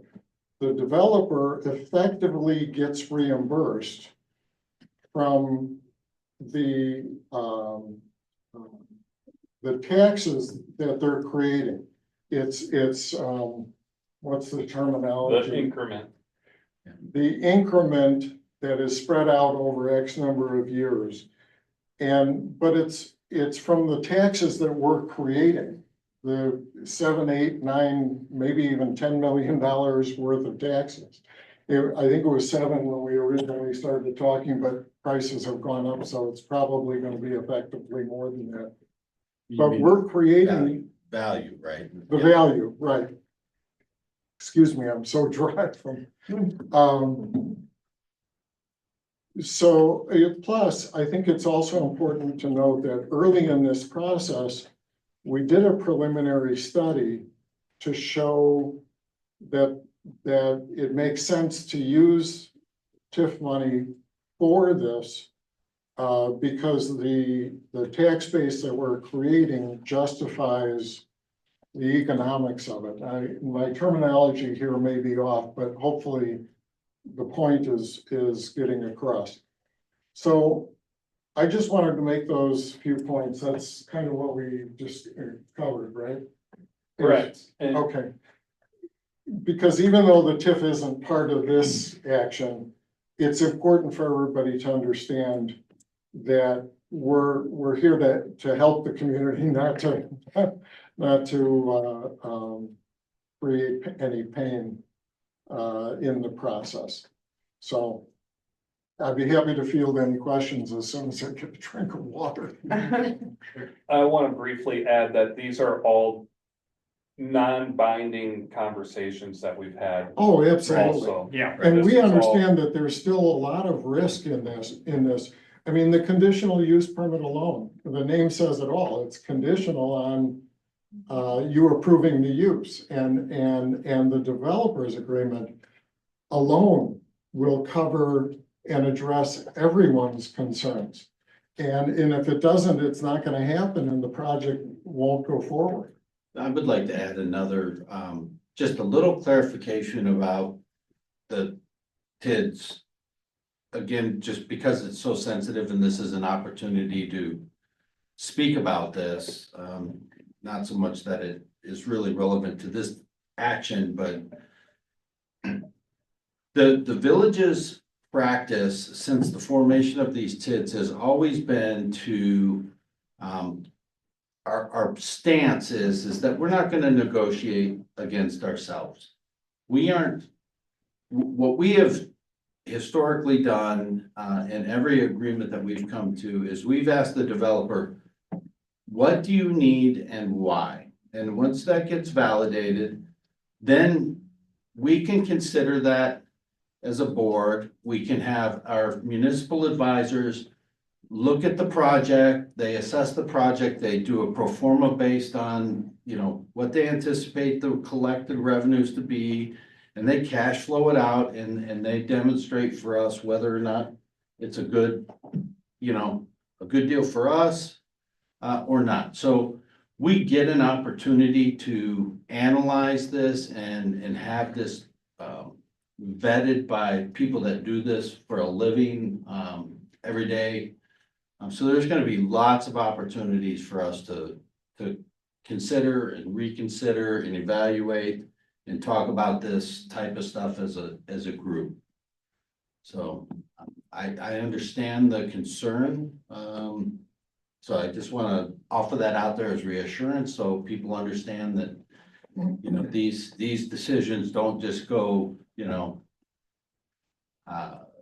don't just get thrown out there. Now, they do typically happen in closed session. Some of those discussions as a board, for legal reasons, but the ultimate action and the outcome of those discussions is all public. Yeah, and usually by the time the public hearings for the conditional use permit, that would all be disclosed publicly. Right. Okay, so a lot of my previous concerns have been somewhat addressed, except for one, and that is the excess water capacity that we currently have and how much of that would be consumed. Yeah, great question, and I apologize, I should have been better prepared for this earlier. As I stated, I kind of crunched some numbers, even though village engineer, water engineering specifically is like my main area of practice at Strand. So here's what I crunched. We're talking about 56 beds. The typical resident uses about 50 gallons per person per day. Okay, I've been told that residents at elderly facilities don't use that much water, they don't shower every day, etc. But nonetheless, let's just say 50 gallons per capita per day. Let's assume that on top of the 56 residents, there's about 20 staff that are there around the clock. Maybe that's way conservative. So let's say there's 76 total persons using 50 gallons per day. That's 3,800 gallons per day. That comes out to 2.6 gallons per minute. Okay, piece of cake. The village currently uses 100,000 gallons per day. I just asked Sarah on this during the meeting. That comes out to just shy of 70 gallons per minute. Okay, so if we added this on an average day basis, we go from 70 gallons per minute to about 72 or 73 gallons per minute. The village has 2 wells right now. Whispering Ridge has a rated capacity of 250 gallons per minute. Land and Estates has a rated capacity of 90 gallons per minute. So on average day basis, we're well within. Well, let's say, hey, Ben, they're gonna use, say you're way off, they're not gonna use 3,800 gallons per day, they're gonna use 10,000 gallons per day. That's barely 7 gallons per minute. So you're talking about going from 70 gallons per minute up to 77 gallons per minute on an average day basis. Got 2 wells, one can do 90, one can do 250. The way that DNR makes you calculate whether or not your system has enough capacity, as I said earlier, is with your largest facility out of service. So that would be Whispering Ridge. That leaves us with 90 gallons per minute available at Land and Estates. Does anybody else besides me see that, okay, 77 is not 90, but that doesn't mean that I feel great about it. Right. Right? So additionally, we look at everything I've told you as an average day basis, what would happen on a maximum day? Sarah said that a maximum day, as long as no one's 6-inch service lateral is breaking, an average day of normal use would be 160,000 gallons in a day, or 111 gallons per minute. So what would it look like to add, instead of 2.6, 4.5 gallons per minute, let's say on a max day basis out of the senior living?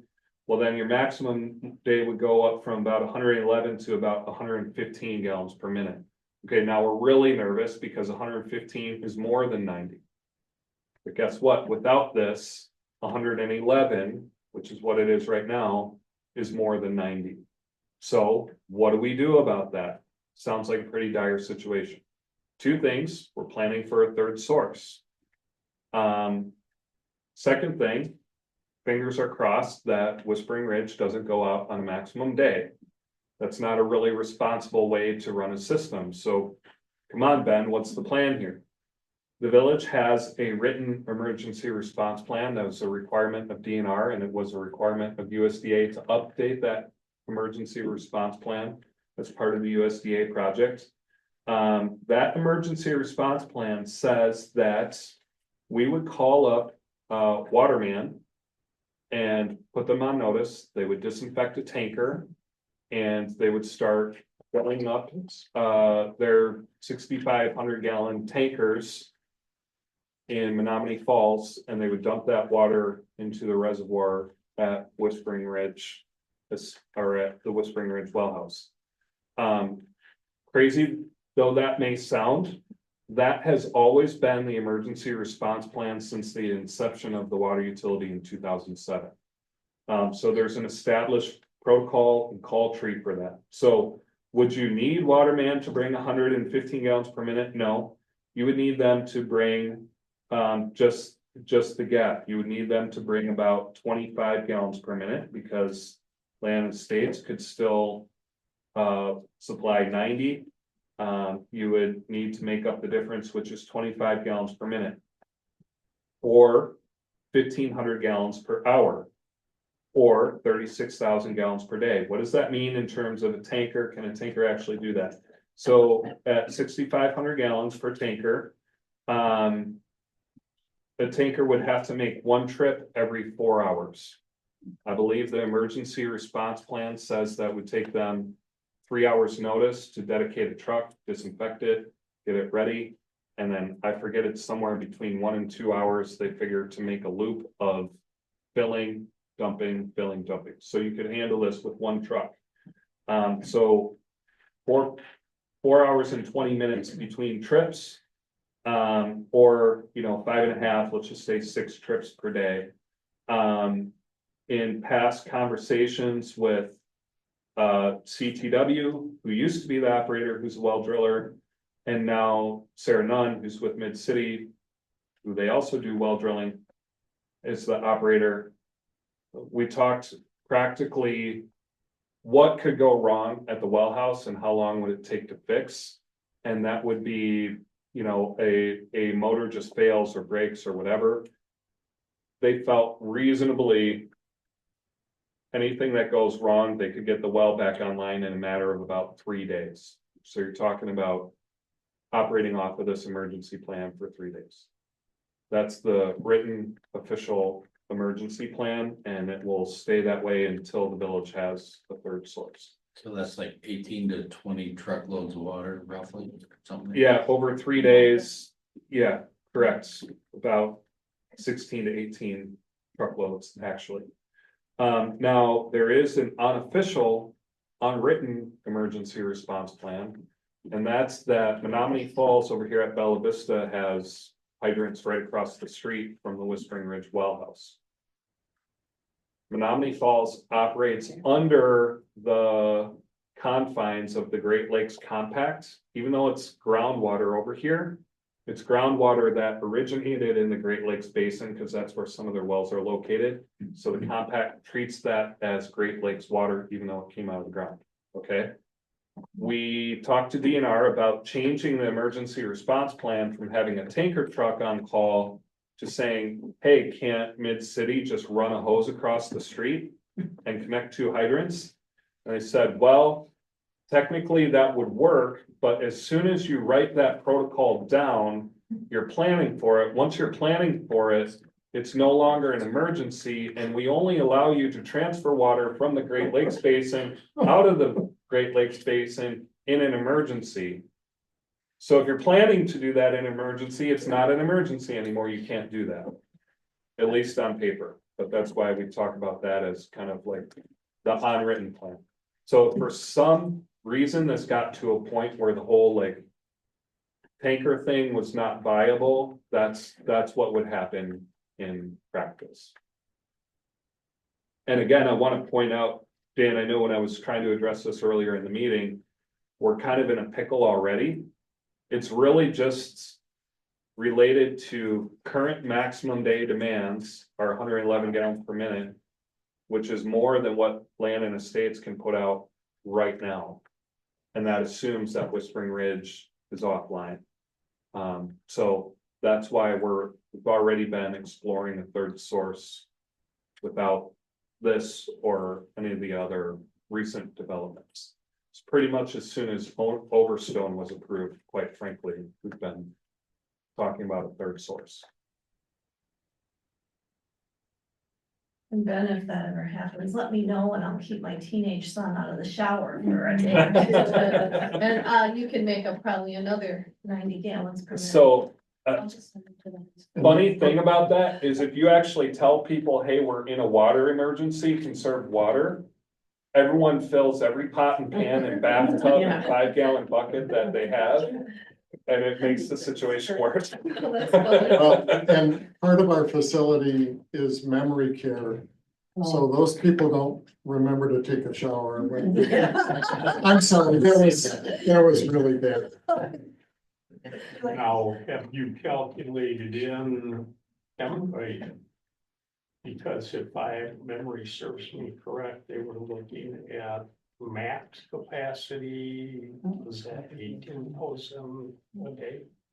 Yeah, so not their production. So their production right now is still on their private well. And what we were talking about in their conditional use permit was that after we get the third source, we will have capacity. Right. Because our third source is being planned for about 300 gallons per minute. So that means if you take your largest unit out of service out of those 3, now you've got 250 plus 90 is 340. all the time, and our current max day, even with this, would be 115. Extrapolates and growth out, you're talking about a max day of 250 to 300. So at that point, actually, I'm glad you brought this up, because that's a perfect example of, once the village has spent the money on the third source, you plan the capacity of that third source over the life cycle of the asset. So you're talking about long-term planning. So it's gonna have more capacity than you need right now. And that's where it's in your best interest to, once you've got that sunk costs, sell as much product as you can. You know what I mean? Because if I remember right, the well over at the estates is about 200 feet. And I know to the bottom, it's like 330 to 350 to the bottom. that I didn't, know. That was not my time. So it pulls from from land and estates. Sorry, you're correct. Land and estates is shallower. Yes, Because Land and Stone's new shop is 100 feet down. right. And if you look back on the south wall, there's a big pond back there. Right. And even though they're not planning on for the next 10 years or so, but if the estate's well goes down, which one day it will permanently, is this proposed water main going to have the capacity to replace that and the additional building? And if eventually the well at Whispering Ridge becomes non-productive, I mean, that hopefully is a long time in the future. Right. So quite frankly, it's actually something that what you're touching on is what the Sussex Village Administrator brought up to me, and it's kind of over my head a little bit, is he said, hey, Ben, when Lannon has our water, Sussex water, as a third source, why would you only take it when you need it? Why wouldn't you take it all the time? And keep your current wells just in backup mode? Because, I mean, That way they sell us more. they could sell us more. That's exactly what I was gonna say. But they would have capacity to do that. And then if Lannon ever lost both of its wells in the future, then technically we only have one source. And if there's water main break on Good Hope Road, then we either have to have enough storage in our system to cover a 1 or 2 day period, again, to cover what it would take to restore that, disinfect it, get it back in service. Or you'd have to have a second connection, which might end up being down by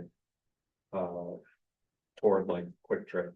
So as much as I would love to delve into the intricacies of our water needs and demands. Please don't ask another. We are at engineering 10:40 and we're getting into the weeds a little bit here. Yeah. But Well, have that to we me- properly addressed your question about ability to meet the added demand It was Mr. Willard. for water? Yeah. I'm sorry. Yes, Ben articulated it very well. Okay. Sorry, there was no Cliff Notes version on that one. No, I get it. And you and me have been in that game for a number of years now. Right. So it gets really weird. And I'd be happy to put that into a brief letter as part of this process, because I'm sure, quite frankly, now that it's been raised, David, you're like, oh no, what am I getting into here? Yeah. They're gonna want some I assurance don't one way want or to see the the village go, hey, yeah, you can do that. And from what I read, you're looking at 18 to 24 months, if I read it correctly. And this water main extension is gonna be 3 to 5 years.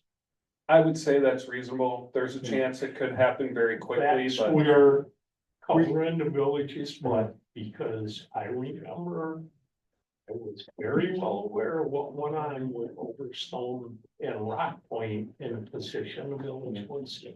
sure, right? We can play what if. Well, Now until Armageddon, and we still don't know, but, and I want I to make no, I sure we understand. don't have to tell you, you don't get water today because I'm right down the street. I understand. Okay, any other conditional zoning issues that we want to discuss?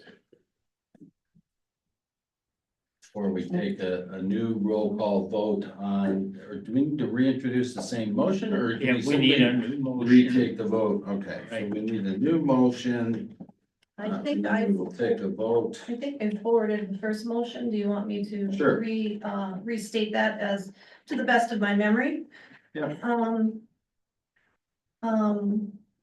I move that the Village of Lannon Board of Trustees approve the conditional rezone of vacant land located on Main Street, tax key LANV 003249 from A1 agricultural to industrial. Pending, institutional, I'm sorry. It's I'm late. dry too. I It's need a late. drink of water too. We're talking about water. And then we had conditioned upon an approved. Well, no, we don't need to add that because this conditional, There were several conditions that Ben listed out in his recommendation. okay, conditioned upon a developer's agreement, engineering plans, plan of operation, architectural plans, and ownership by same entity, And And a conditional conditional use use permit. and a conditional use permit. Thank you. That was like 4 hours ago or I something. know. made that So motion. we have a motion. Do we have a second? I second. We have a motion and a second.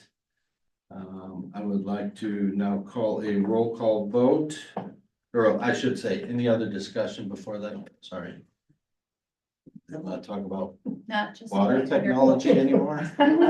Please no. Okay. Roll call vote, Lake, Yes. Moore, Yes. Batiste, No. Yates is a yes. Willard, No. Grenier, Yes. Summers, No, motion does carry 4-3. To conditionally, rezone. Okay, engineers report, Are you done? True story, I you got have some one, charts and graphs? one thing, no charts, no graphs. Interestingly, our office has fielded 2 complaints last week about, lawn restoration. Yeah. Related to the USDA project. I emailed Dan and Patrick about that. We might talk about it a little further. Suffice to say, by and large, the response is like. Contracts long closed out, warranty periods long gone, like people are. I understand the frustration that people are responsible for those lawns now. There's. Small sliver of, if snow plows damage something and it's not related to the water project, does. Village want to do anything about that or not, or? How do we want to respond? I'm looking at my yard. Anything else, Ben? That's it. Hector? Nothing. Nothing? President's report, couple of quick ones. We did have the public information meeting. I thought it went well. I do want to do another one. I'd also want to make it available at the car show. I do have to, get the survey out, online so more people can take it. Right now, as of this afternoon, there was about 30 respondents to the survey. I have not gotten the completed feedback and notes from architecture from the meeting yet. I did get a couple of citizen comments tonight. Thank you for that. So I do have those to put into the mix as well. So that's it on that. Hydrant flushing. Just keep coming back to water. Hydrant flushing is going to be happening. Can we make sure that we post something online about? Been there for a week. Awesome, thank you. I thought it was, but I wanted to make sure. So if anybody gets any pressure issues, discoloration, go to the website and we'll do a civic ready alert as well. Yep. Okay, that's it. We have a motion to adjourn. Motion to adjourn. Yeah, we got a motion and a second. All in favor? Aye. Any opposed? Motion carries, we're adjourned. No closed session. No closed session.